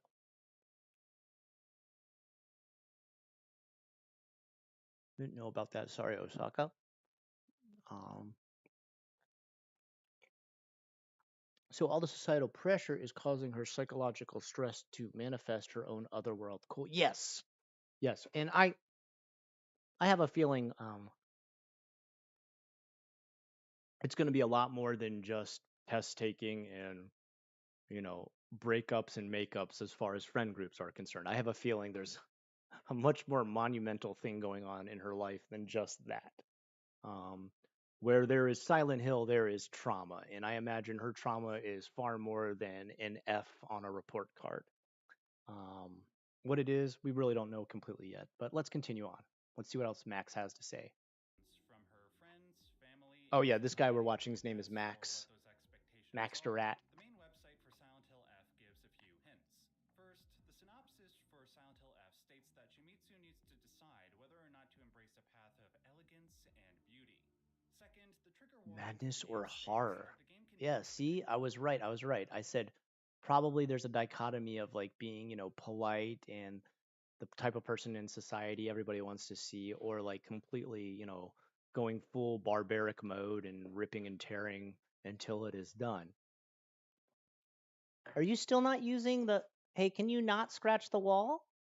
What? I don't get it. I got him a scratch post. I put catnip on the scratch post. I cannot get this cat to use that scratch post. I don't know. I guess I'm not a cat whisperer, Deco. Deco, why? Why, Deco? All right. Please read before playing. This game contains depictions of gender discrimination. Oh, definitely back in the 1960s. I mean, still to this day in Japan. Child abuse, bullying, drug induced hallucinations, torture, graphic violence. The game is set in Japan in the 1960s and contains depictions based on the customs and culture of that time. These depictions do not reflect the opinion or values of the developers and any individuals involved. If you feel uncomfortable at any point while playing, please take a break from playing and speak to someone you trust. Well, wow. That's a really well written trigger warning. I approve. Depictions of gender discrimination, ones that reflect the customs and culture of 1960s Japan. The combination of this information plus shots from the trailer of Shimizu having her face peel off suggests that she struggles with having to adhere to societal expectations of women and the way they physically represent themselves. The whole face peeling thing as a way to represent that inner struggle is a gross yet effective example of the whole beauty and terror idea. And if they can shocking stuff like that the whole game, then Silent Hill F will succeed with flying colors. Yes. At least in the story department. I just hope that if this is the angle they are going for, that they maintain the symbolism and subtlety that Silent Hill is known for instead of falling into traps of preachiness or being too on the nose. Oh, they won't do that. They're not gonna fall into being like super preachy. It's Ryukishi something. I always switch a bunch of the consonants. Ryukishi 07. He's not about beating you over the head with a message. He's about subtly delivering it to. I wonder if Max has actually seen Higurashi. Kind of like what happened with the aforementioned short message. Thankfully, there are a couple of examples. You know, people are so rough on the short message, but like literally they're trying to squeeze that story into a game that's like what, like a half hour, 45 minutes long. I really don't feel like it was that bad. Was it great? No, absolutely not. You know, who's played a demo that was like, this demo is so good, they don't even need to make a game. This was the best game ever. A demo is that. It's a small demonstration of what they have in mind. I don't know why people were so harsh on this free game.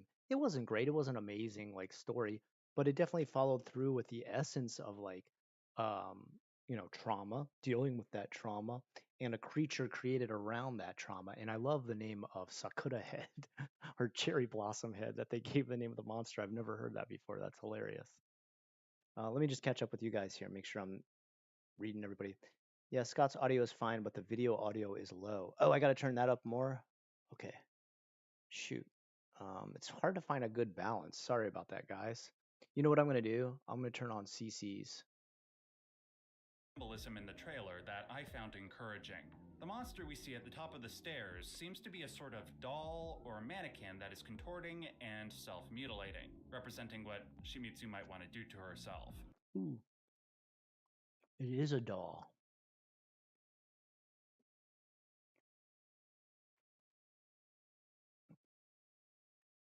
What a weird looking creature, man.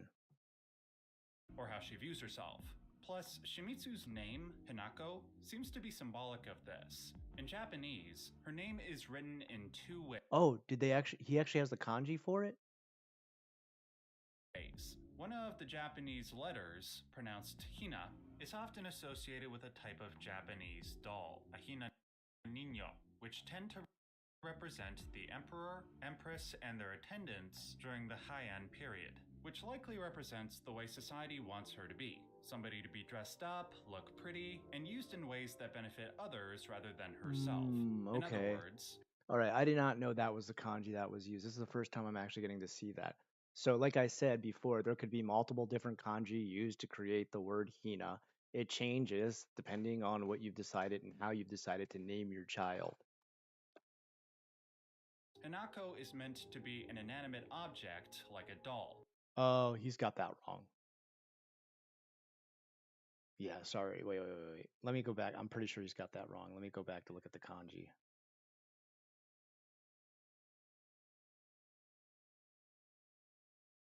Because Hako is not a word there. Give me a second. Come on, Scott. You can do it. Ah, sorry, dude. You got that totally wrong. Which tend to... Ko. See, right, even here it says ko, child. It always means child. Sakura ko, child, right? Hina meaning doll. If that's the one that's used, is that the one that's used though? Oh shoot, I'm moving the wrong thing. Sorry. No, that's not the kanji used. What's he talking about? Hold on. Let's go here.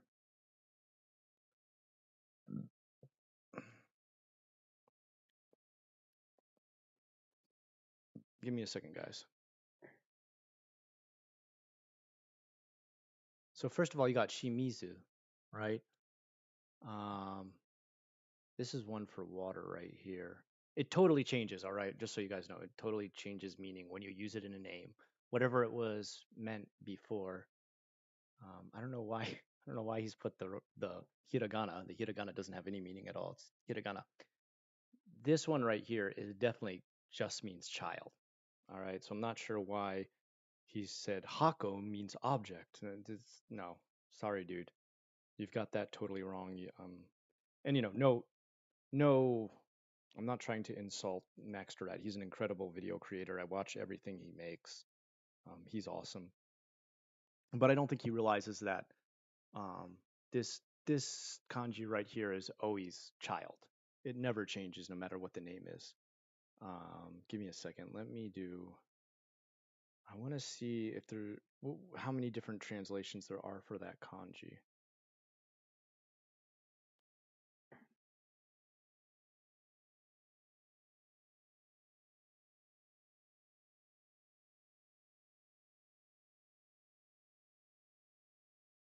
Yeah, flips around for me. Okay, but I want to see.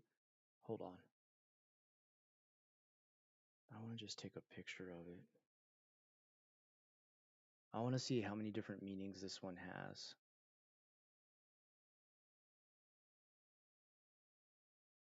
Actually, let me ask my son real quick too, because he probably knows better than me. Hey, this kanji here, when it's in somebody's name. Oh man, you got food all over the floor again, dude. What are you doing? Why? Please don't get this all over the carpet. Okay, what does this one mean? What's the oh shoot, sorry.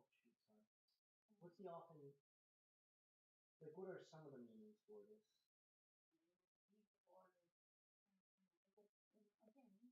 This one you don't know? That's pretty rare, huh? Okay. Deep water. Okay. Interesting though. He did say the last name Shimizu, deep water. Okay. Well, let me. Yeah, deep water. Okay, look, you're already on it. Hako is box. Yeah, but the thing is, this hina. This is hina and ko. Like you can't separate the ha. Do you understand what I'm saying? Like here, let me type it out literally. So that first kanji is definitely hina. Like that's all it can be. You can't take the ha from there and add it onto the ko. That other one at the end is always ko. Like as far as names are concerned, it's always ko. It's ko, kodomo, kodomo tachi. Like it's always used the same way. It's child, children, nantoka, like child. Yeah, this is what we were talking about earlier about it being like flower or bird and stuff like that. But hina, I showed this kanji to my son, the one that's hina, and he said he hadn't seen it before, so it's pretty rare. But he can't. Hako wouldn't work. That's impossible. Like, I believe Hako also is. I don't think is there a kanji for that actually. I think that's almost always hiragana. I could be wrong. Let me just check. I don't think they have. Maybe they do.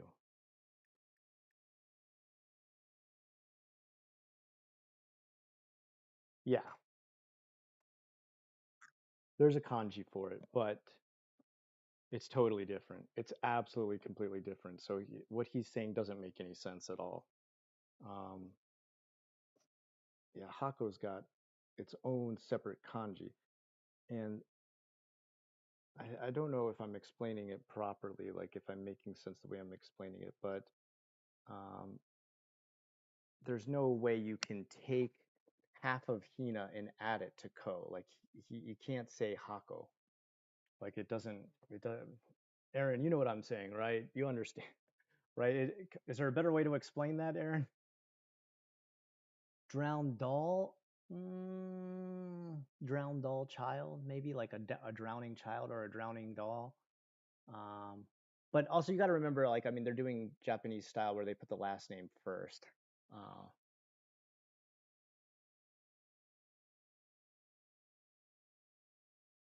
Yeah, is there a better way I can explain that, Aaron? Where like there's no way you can make the word hako out of that. Like he's completely wrong on that aspect, right? I don't know. I don't know how else to explain that. Anyway, Max Durat, as always, amazing videos, very good.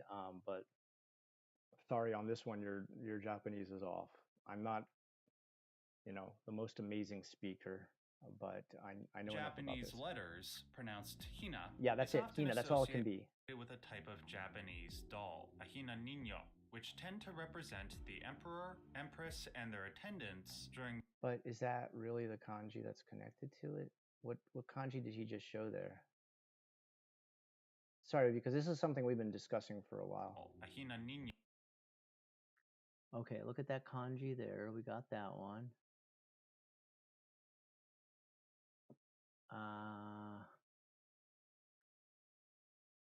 Which tend to represent the.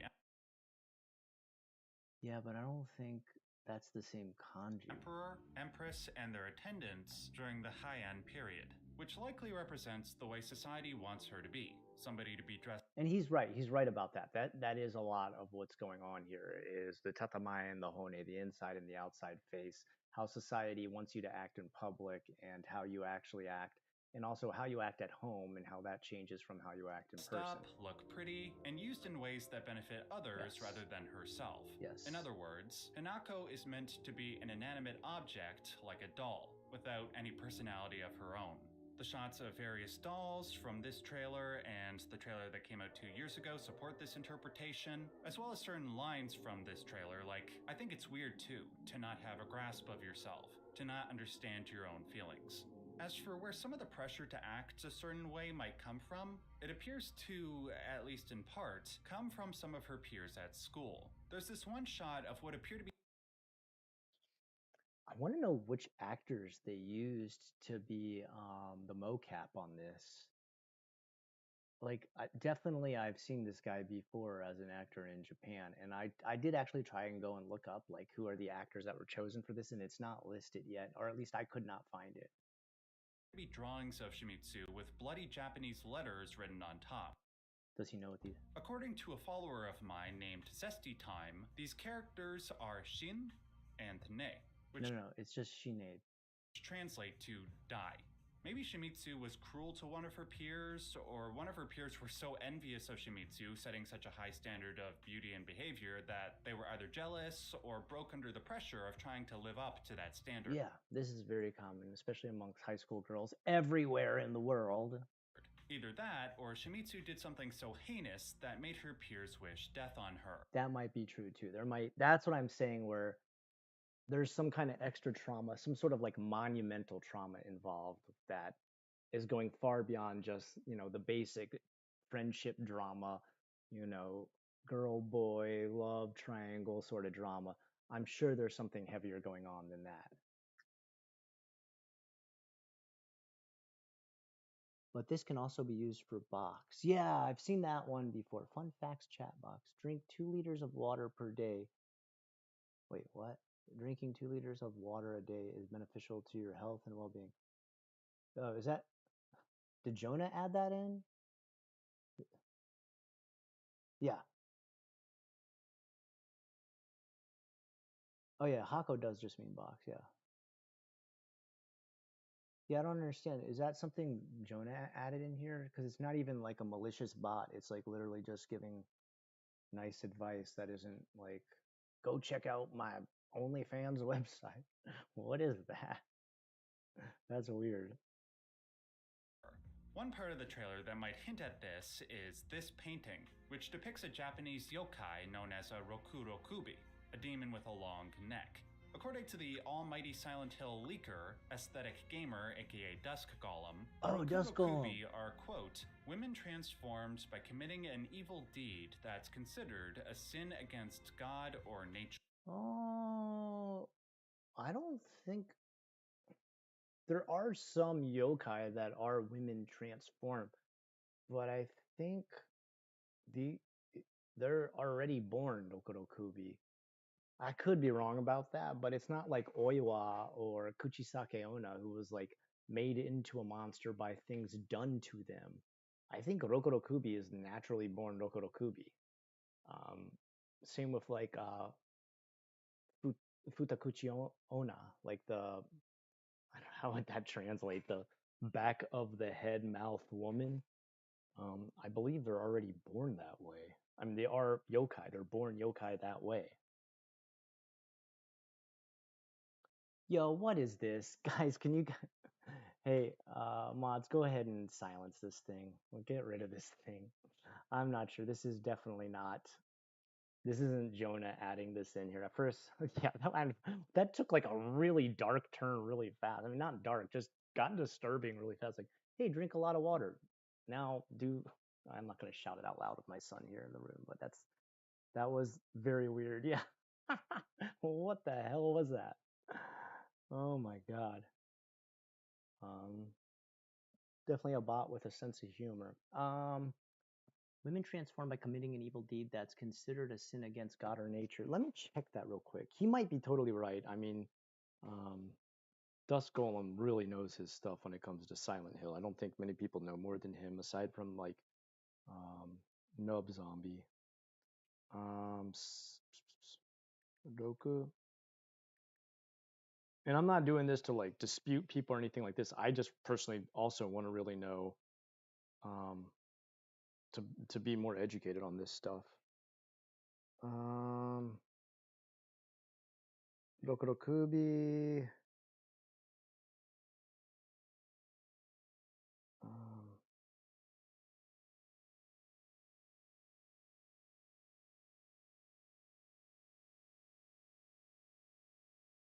It doesn't say here. Okay. Let's go to yokai.com.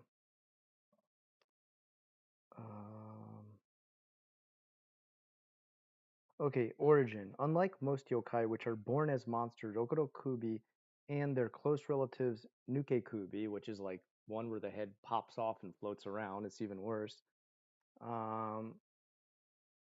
and their close relatives are former humans transformed by a curse resulting from some evil misdeed. Okay, I stand corrected. Well done, Aesthetic Gamer, aka Dusk Golem. Wow, okay. That man knows his stuff, dude. That guy, I told you, he's hardcore. I shouldn't have doubted him. It could be they sinned against God or nature or were unfaithful to their husbands. Ooh. Sure. Whatever the case may be, it seems that Shimizu was brought over to the other world due to her mental anguish, and her disappearance caused people to think she was dead even though she was only stuck in the fog world. So Wait, what happened? Alejandra deleted it faster than you? Okay, well then guess what? Now both of you need to delete each other from the chat. That is your punishment. No, I'm just joking. Don't worry about it. Probably to get around the censors. Sunwolf, you're probably right. That's a good point. It starts out like a really subtle chat bot and then suddenly starts going to nasty stuff really fast. Wow, wow, wow, wow. Okay. Thanks again, guys. I appreciate it. Similar to Rose's disappearance in the first Silent Hill movie. Ugh, hence why you hear lines that was in a the bad trailer movie. like, "How long are you going to I did wonder about that. stay here?" and "You're running out of time to choose." There's also these lines of Japanese text, which Let's see what might support this interpretation. Special thanks to Zesty Time Again and Kason from Resonant Arc for help with this translation. These words either say, "Run away quickly or you'll never be able to get back," suggesting that maybe Shimizu needs to leave the fog world soon lest... Yeah, 早く逃げて取り返しがつかなくなる。取り返し。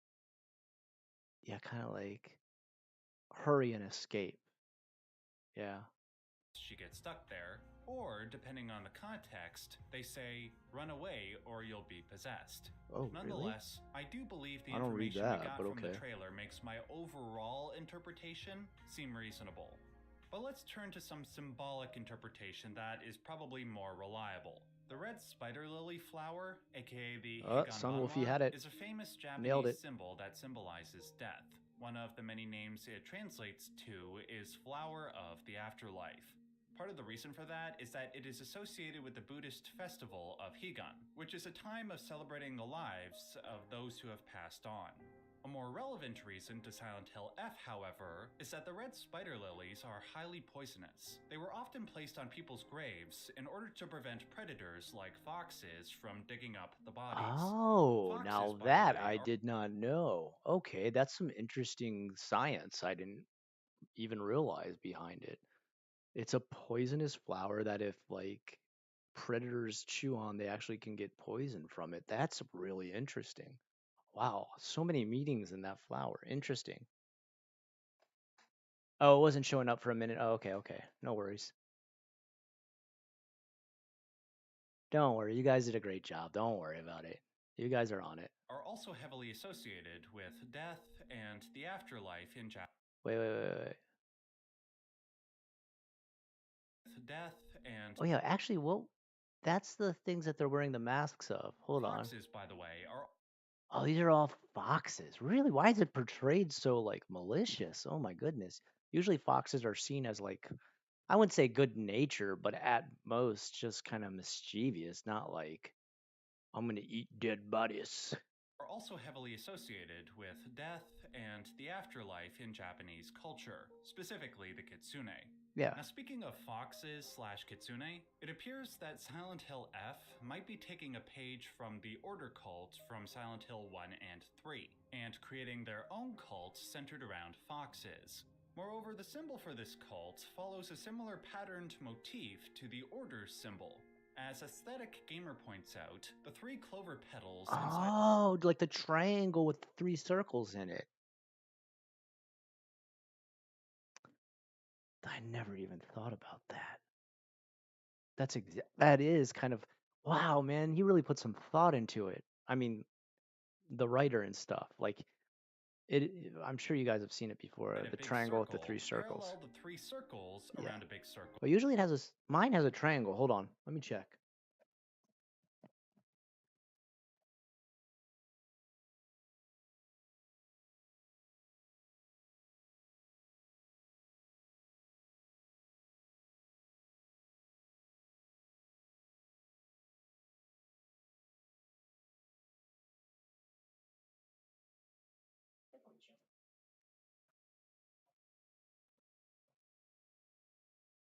Interesting.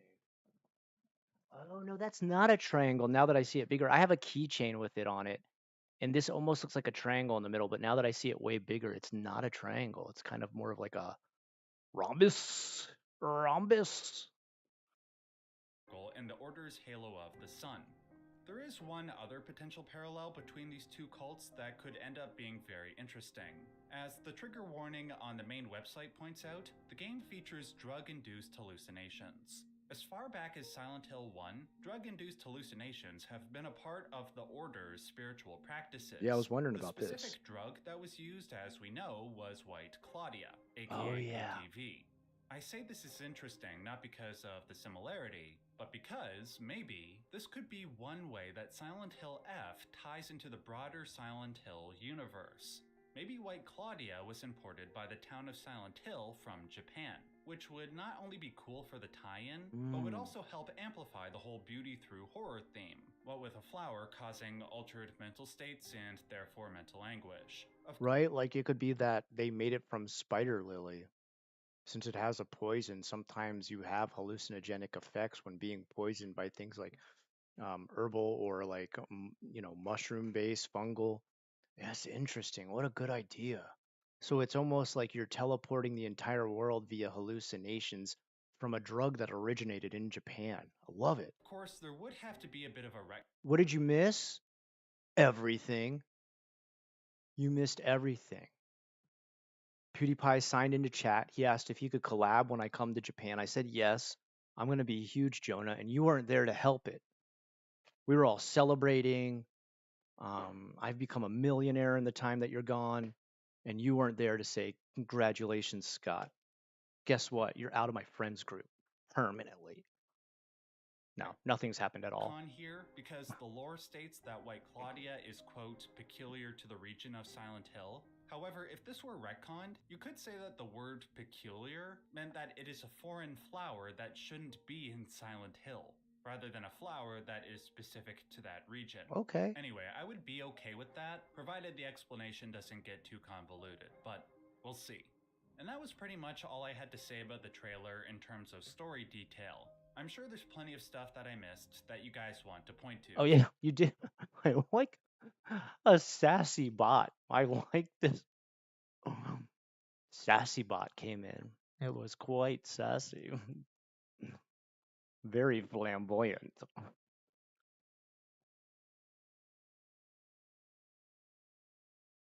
Yeah, we thought you had some kind of bot installed because it started out by like giving us health tips and then it got like absolutely nasty after that. And we're like, okay, yeah, Jonah didn't install that. No joke.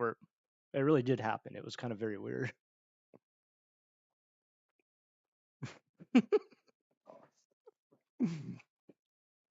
You guys are cracking me up. Osaka Shogun, your explanation. So let's keep the conversation going in the comment section below. To conclude this video, I want to offer up an interpretation as to what the letter F in Silent Hill here we go. means. Before I do, I gotta give basically all the credit to my amazing wife who came up with this idea while she was watching the new trailer. So, there are certain sounds that do not cross over between different languages. The most famous example, obviously, is the fact that the letter L does not exist in Japanese. F doesn't really either. And is often replaced with R. Yeah. Well, the same is kind of true for the letter F. He's right. The closest they have to that letter is this character. Yeah, which is which is written in English letters as FU. But it's not. It should be noted that when pronounced, the sound that is made is not F. Rather, it is a sound that is somewhere between a F and a H, like this. This is partially because in a list of Japanese hiragana, the Japanese character of FU is listed alongside characters that begin with. Like one of the things is when I would teach animals in Japan, whenever we get to the word for fish, they'd be like, fish, fish. I'd be like, what? No, guys, it's the F. You guys have F, right? And then eventually I realized, oh no, this FU is pronounced with H. According to my research, the actual sound that is made is something akin to blowing out a candle, which, well, we see happen at one point in the Silent Hill F trailer. Now, as for the meaning of this character in Japanese, one of the meanings is that it is a negative prefix, similar to the English prefix of un. Take, for instance, the Japanese ko, which can mean fortune. If we add fu, as in fuko, it becomes misfortune. So the F may represent the trials Hanako must face as she crosses over into the realm of Silent Hill. I don't think that rule actually works. Like, I mean, that is sometimes used, but it's not always a prefix. Like, there's some that are absolutely a prefix all the time, but most times those are written in hiragana. For example, masen, right? Or shita, right? And those don't have a kanji. Those are always written in hiragana. Those are actually suffixes that are constantly used as a suffix. I don't believe hu is used as a prefix always in that manner. Am I wrong about that? I'm not 100% sure because my Boompo is not that strong. Aaron, do you have any comment? Do you Aaron, is that true that it can constantly be used as a prefix to change to a negative? I don't know if that's actually true. And Anthony, welcome. We're doing great, bud. Thanks for joining.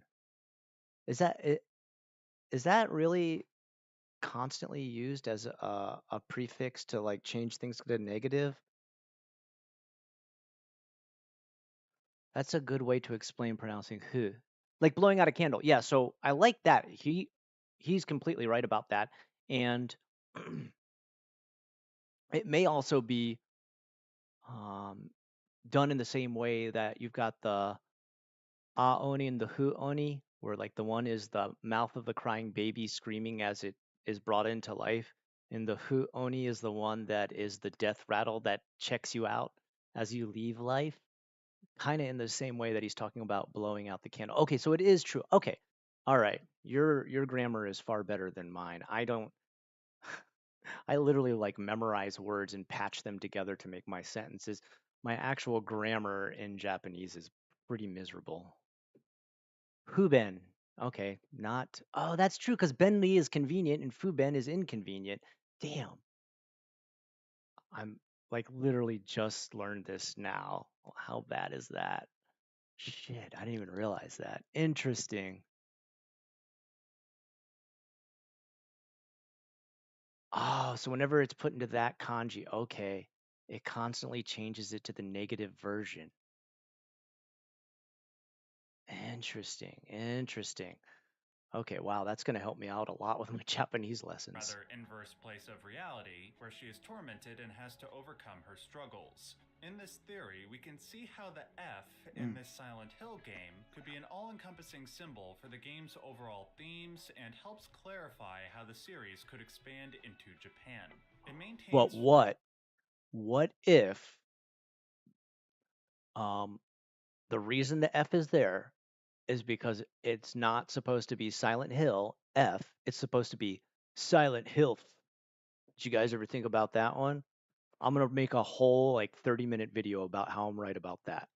Familiar elements of Silent Hill in respect to the distortion of reality, cults, drugs, etc., but is also doing things with the Silent Hill brand that are the inverse, setting it in Japan, making beauty the guiding motif in its horror rather than rust and blood, and on top of that, the negative prefix could also symbolize Shimizu desire and or the Clover cult's desire to negate Japanese cultural standards and or life in general. Now, it is possible that Okay, so he's seeing it as a to go against, against the grain sort of way that F is being used. That's really interesting. I would agree if it actually said FU, but it doesn't. It's just an F. And not only that, it's a calligraphy sort of F. It's Silent Hill furniture. Yeah, you've got it. The entire thing is going to be furniture sales simulator.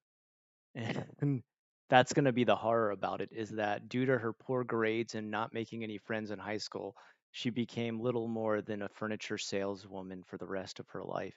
And you spend the entire game selling the most average IKEA-like furniture in Japan. That's the horror. Farty pants, that's true too. Very gimmicky, but it's going to work. The entire game's horror will be based around very bad puns. The Great Undoing.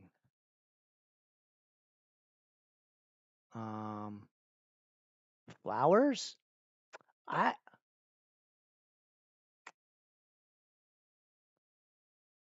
feel like it's a musical F, isn't it?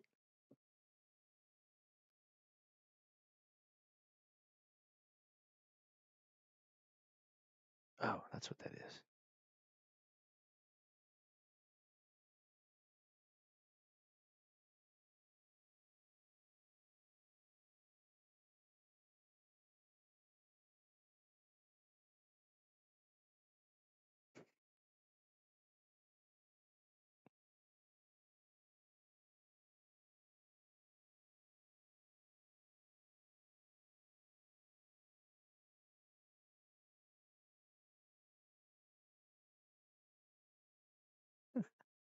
I was talking to Dan about I want to buy.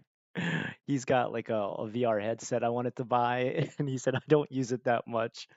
I only use it to do VR games or for Yaoi. Oh my god, dude, you're cracking me up, Dan. That's why we're friends, man. He's got a great sense of humor, dude. Sorry, let me catch up here. What you guys are talking about. The Great Undoing. Moogle. Is someone named Moogle just sign on? Who's Moogle? Moogle, yes, but I'm Japanese grammatically. It's used with nouns, not used with verbs and adjectives. Yeah, I'm going to make some coffee to stave off the Sandman. Although you can make often nouns into verbs with sudo. Yeah. Anyway, that's off topic. Silent Hill Forte. Actually, oh, God. I was going to say it's going to become Silent Hill Fortnite, and it's just going to be a series of skins and V-Bucks to make you play through the game. It looks like an offshoot of it. Forte? I don't know. Okay, wait, hold on. Oh, wait, what happened? Someone else messaged me?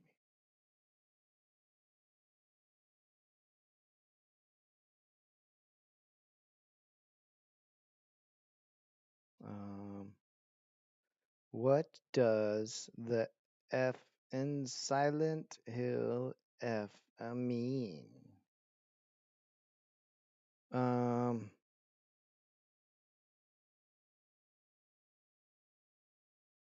If it's F for Forte, then it's a pretty interesting naming convention because Forte means loud, which contradicts the silent.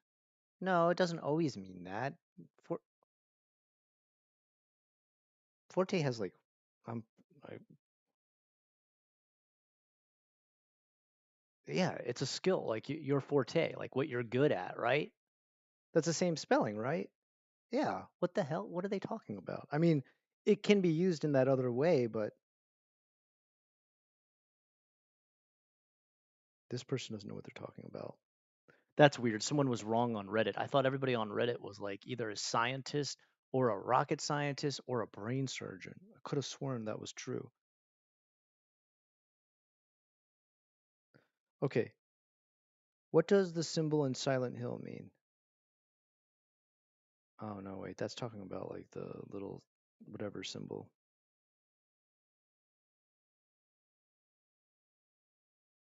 The most accepted theory is that the F stands for forte, the musical symbol.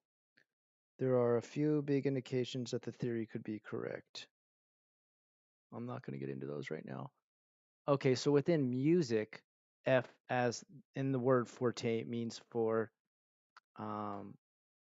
things to become louder. Like it could be like it's a growing crescendo. Am I saying that right?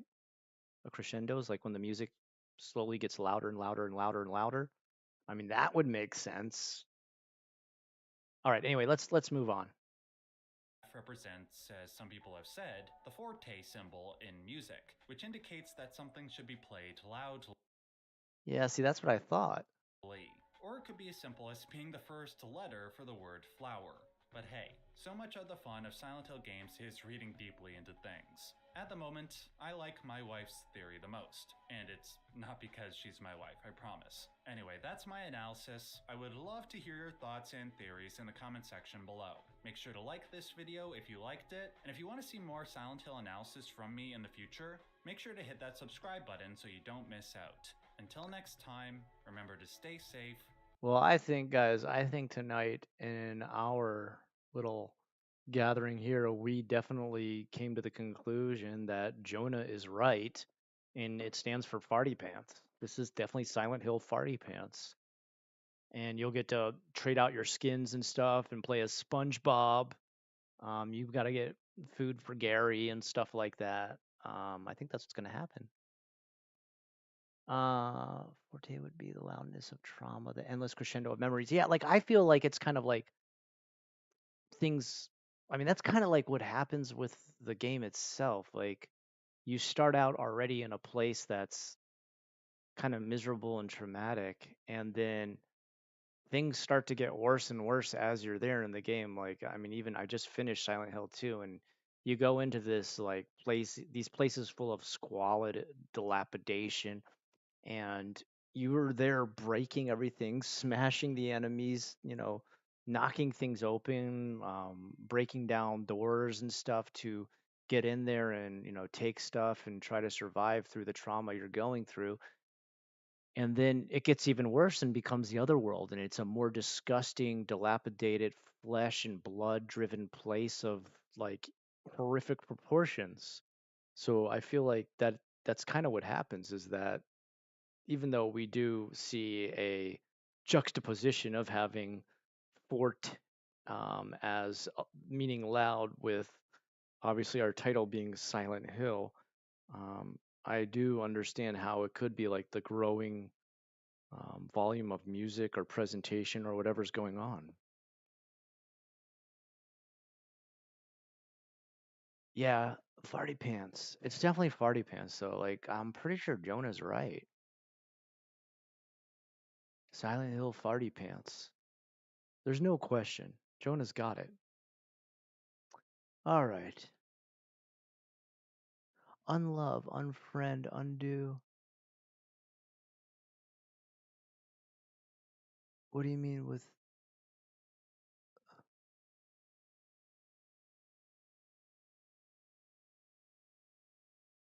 It would be kind of funny if the F was for Fugu and you're attacked by blowfish the whole game.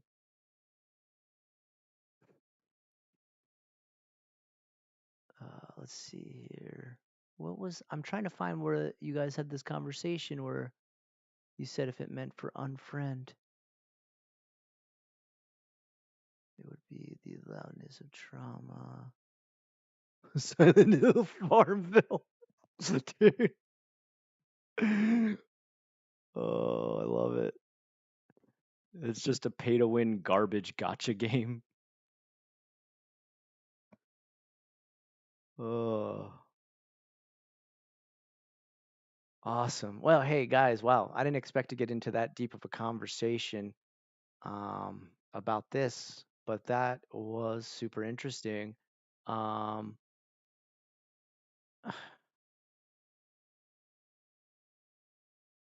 I would. So, not everybody here is like into horror and stuff like that, right? Oh, we were just talking about how who is like the prefix. Oh, okay, like unfriended. Okay. I was wondering, I was like, how does F get into like friend? Okay. Totally makes sense. So, what what do you guys know as my viewers, have you had any sort of influence from Japan in the genre of horror? Like have you had what's your experience with any kind of and it could be anything like from manga to anime to movies to a picture you saw of a scary spooky monster. Um, what are you guys' connection to it? I'd like to like just hear a little bit of feedback, like just to see where we're all coming from. Because I'm gonna do a playthrough. I don't know if I'm gonna do like a live playthrough, but definitely one of my Osoroshi Nights video is going to be analyzing damn near every single, FPS of this game. I'm gonna make a massive video. This is probably gonna be my first time trying to make like you see those epic long analysis where it's like a short review of Oblivion and it's like an 8 hour long video. I want to try to finally make a video like that where I make a massive multiple hour long video about I mean unless this game comes out and it's like a total dud. If it really does come out and it is farty pants, and then maybe I'll take a step back and be like, guys, I was completely wrong. This game is not worth my time. Um, Silent Hill games, okay, interesting. And it's totally okay if you're not into horror and you're just kind of like, I haven't really touched much on horror in Japan at all. But like, is there anything where like perhaps someone in your house was watching a movie one time, and you're like, what the heck is this? And you know, that was a way you were influenced. Or you saw something one time that you thought was shocking and realized it was a Japanese thing. Because Japan can do that to you. It can be like you catch, a couple seconds, Tetsuo Iron Man is, or Tetsuo Iron Body. It keeps changing the name every time they come out with a new movie of that. You walk past that one time and see that playing on the TV, and you're traumatized for life. And now you realize, wow, Japan knows how to do horror. Ju-on in the Ring. You don't like them in either language. Okay, interesting. Does anybody remember the Ring Part 2 English version with the CGI horses? It was so bad. I'd like to know more about Japanese horror. Oh, Novus, hey, welcome.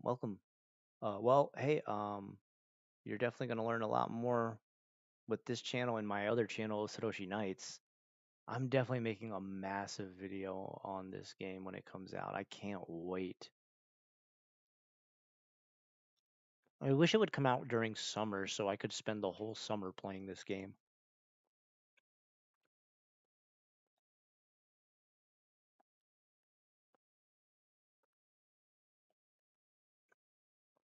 Horror isn't something someone pursues.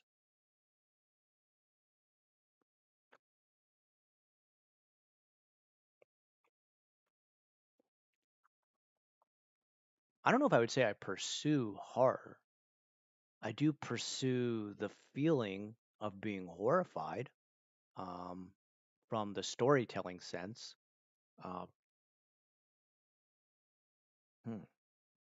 I don't pursue horrifying myself IRL. I don't want to like,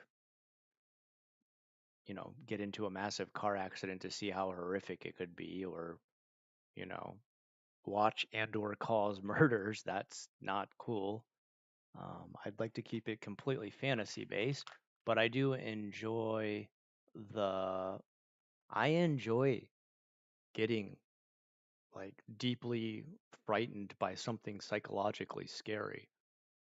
I do seek that out from media, not.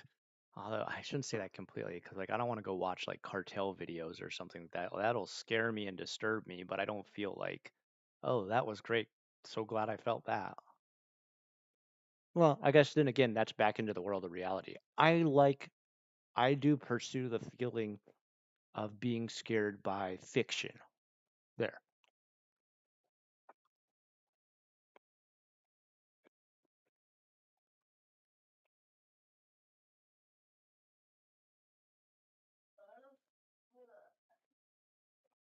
What we think about, we bring about.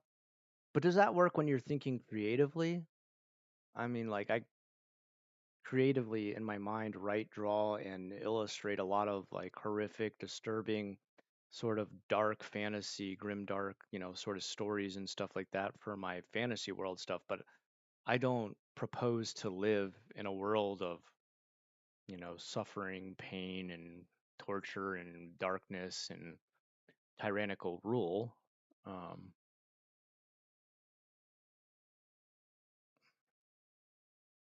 maybe as far as the things that you think about for your future,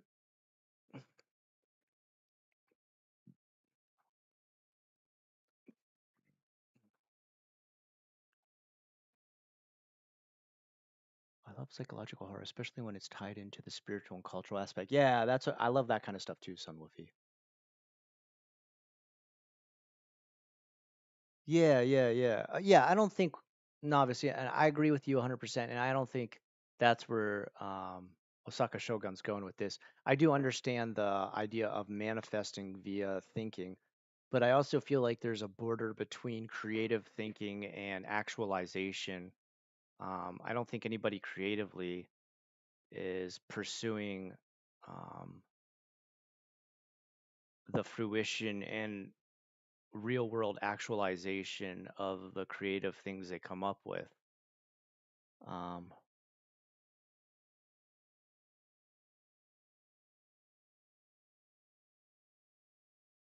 so I think, you know, you you can use that rule for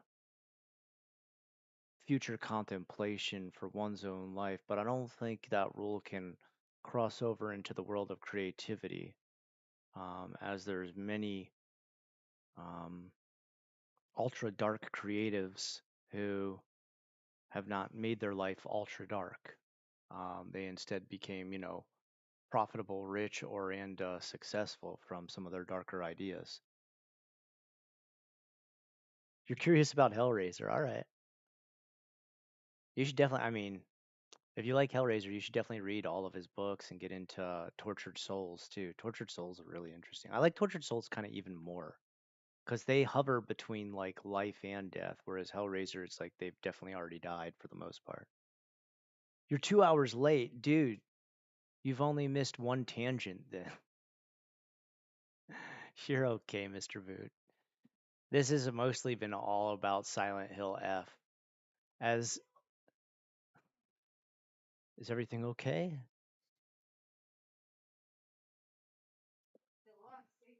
I'm sorry to hear, Maki. That's very sad. Things like the shadow of a person, but the shadow isn't connected to anything that would cast it. Yeah. Well, I just think like you can separate your creative life and creative thinking from your actual life goals and actualization via thinking. Oh yeah, Boot, you missed the sassy bot. That's a shame. Someone needs to go create a secondary profile and be sassy bot every time we start up a new stream.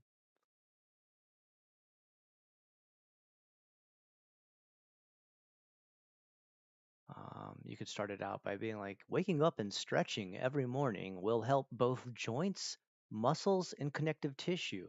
Also, there's some other things that you might need tissues and stretching. That's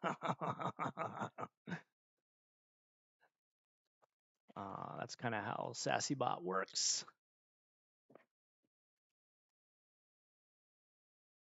Subtle but contemplative.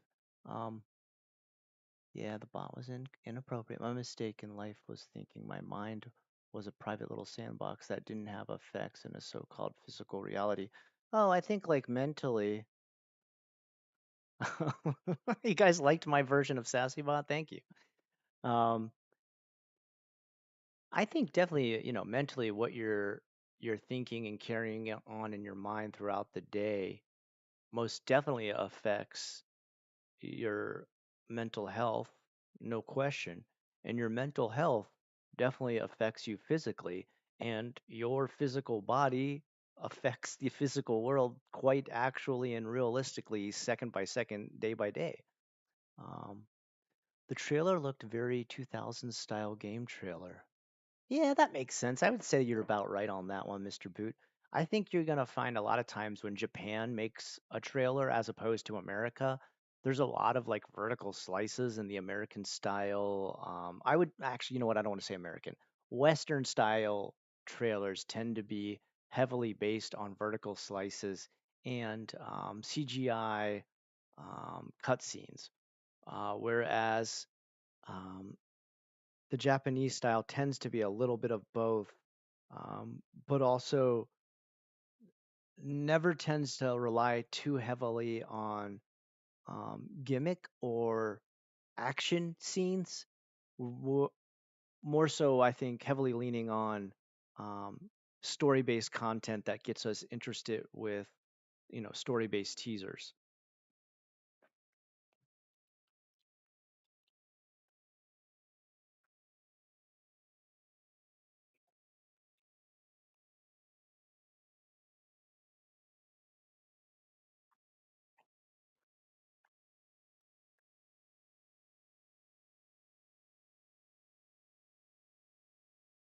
There's a speech by comic book artist Grant Morrison.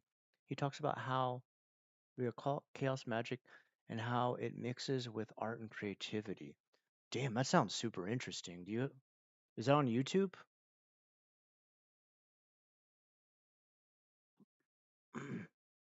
Yikes, that's horrible, Metal. I'm sorry to hear that.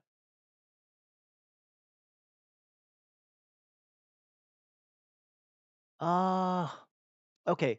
I will say, Mr. Boot, one thing that has kind of always existed throughout like a lot of Japanese media is the rough and tumble high school girl.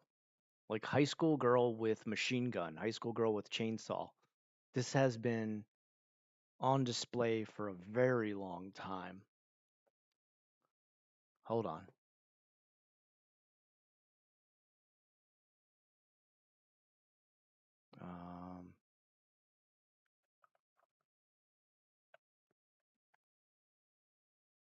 No, not that one.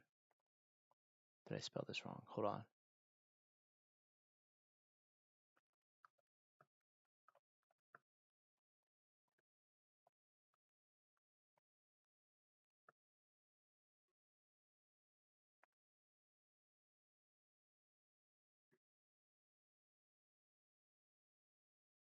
The Machine Girl. Welcome to the breakdown where we break down all the messed up shit. I like Spooky Rice, but I don't want to watch it from this version. I want to see the trailer.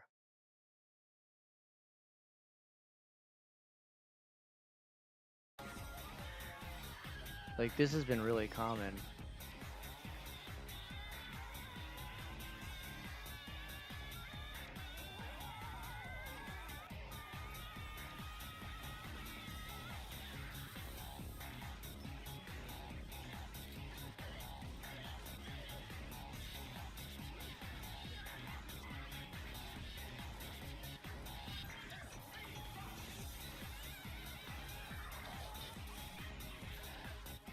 Whoa. I'm surprised they're allowed to show that on YouTube. I did not know that was going to show. I apologize to all the small children watching right now. Oh, it's definitely dark comedy. It's like splatterpunk goofiness.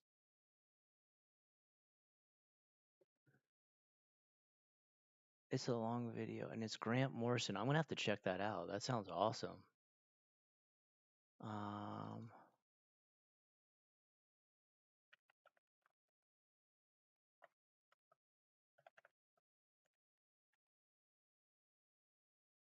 Yeah. Is the whole movie free? Holy cow.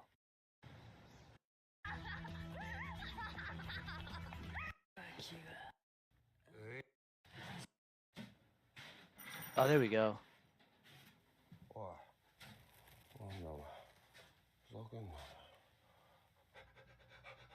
Hold on.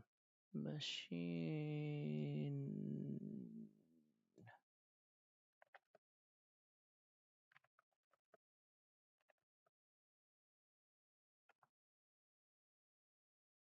Do they have like the kill scenes?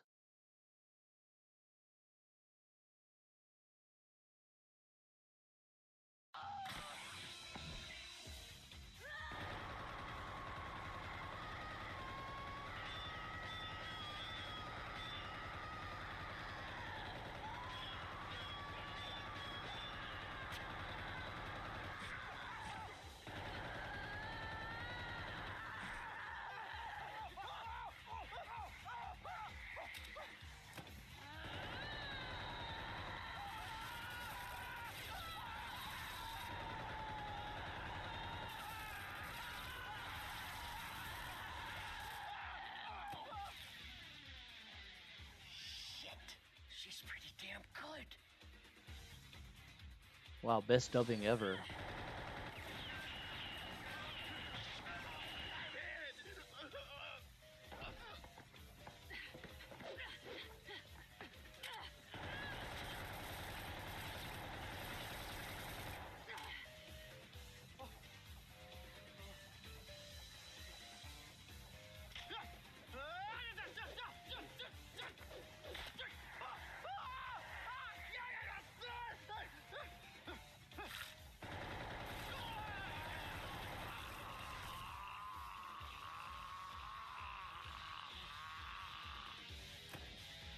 So, with that little history lesson, you can see that high school girls wielding weapons, very common in Japan.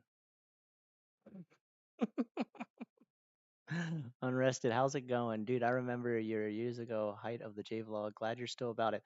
Hey, thank you, Parfit. I appreciate it. And thank you for sticking around for so long, coming back to check me out. I really do appreciate that. I love seeing people having been around for a while and sticking with me. You're right. If you were in a room with that thing, you would never hear again. Yeah, that's a really good. You're right. That's true. No one really realizes how loud guns actually are. Yeah, she definitely would be the death machine girl for sure. So yeah, the whole high school girl goes ballistic with weapon it's been part of Japanese media for like a super long time. So it's not that strange to see that from the Japanese side. It's you know the equivalent to large silent killer walks around slowly with weapon to kill people in a hack and slash movie. Anyway, this was fun. I was glad to jump on here and just have a little chat with you guys. I think tomorrow we're gonna definitely get back into our TTRPG.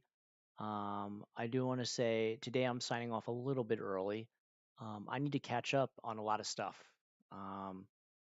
And also, I'm still extra tired. Like, I literally want to fall asleep right now as I'm making this. I know I seem like I'm very ganky and upbeat, but I can feel a nap coming on right now. But I am super happy I got to talk Silent Hill F with you guys. This has been super fun. And I cannot wait for that game to come out. One thing I could and really would like to ask right now, and I know a lot of you are probably like, oh, I don't know anything about that. Any of you who tend to buy or download a lot of games from Steam, there's a huge sale going on right now. If you have any recommendations, for something I should check out or buy right now that is cheap, please let me know. There's a game I'm going to play later this week because remember, guys, I'm off the whole week. Okay, so I do want to play. Hold on, let me see if it's here. Not this one. I am going to play that though. I'm probably going to play that after I wake up later from a nap.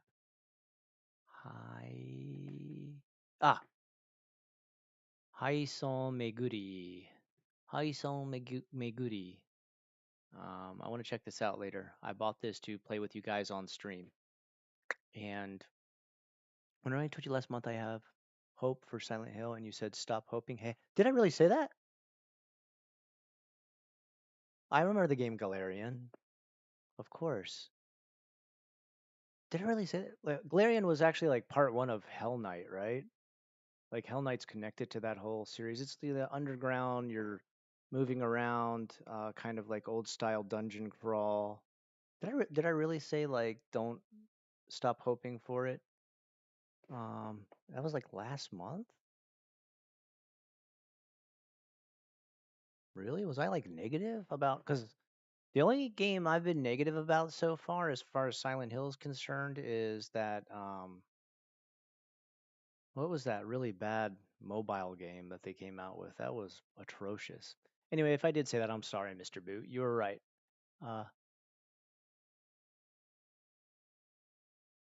Oh, I see what you mean. If they were ever going to make Silent Hill PT, yeah, I don't think that's ever going to happen. Unless Konami would have to like kiss the ring, right? Like they would have to like bow down before Kojima and Sony and pray for, some sort of miracle to happen. It's not. I don't foresee him ever working with him again with the disrespect they showed towards him. I see what you mean. Okay, so not I didn't say don't ever expect there to be a good Silent Hill game. I meant don't ever expect for PT to come to fruition. Yeah. Honestly, I wish you were right. I wish that would happen one day. I wish Kojima was able to make his own his own Silent Hill. I know a lot of people are really excited for Death Stranding 2, and Kojima is a genius. What he writes is incredible.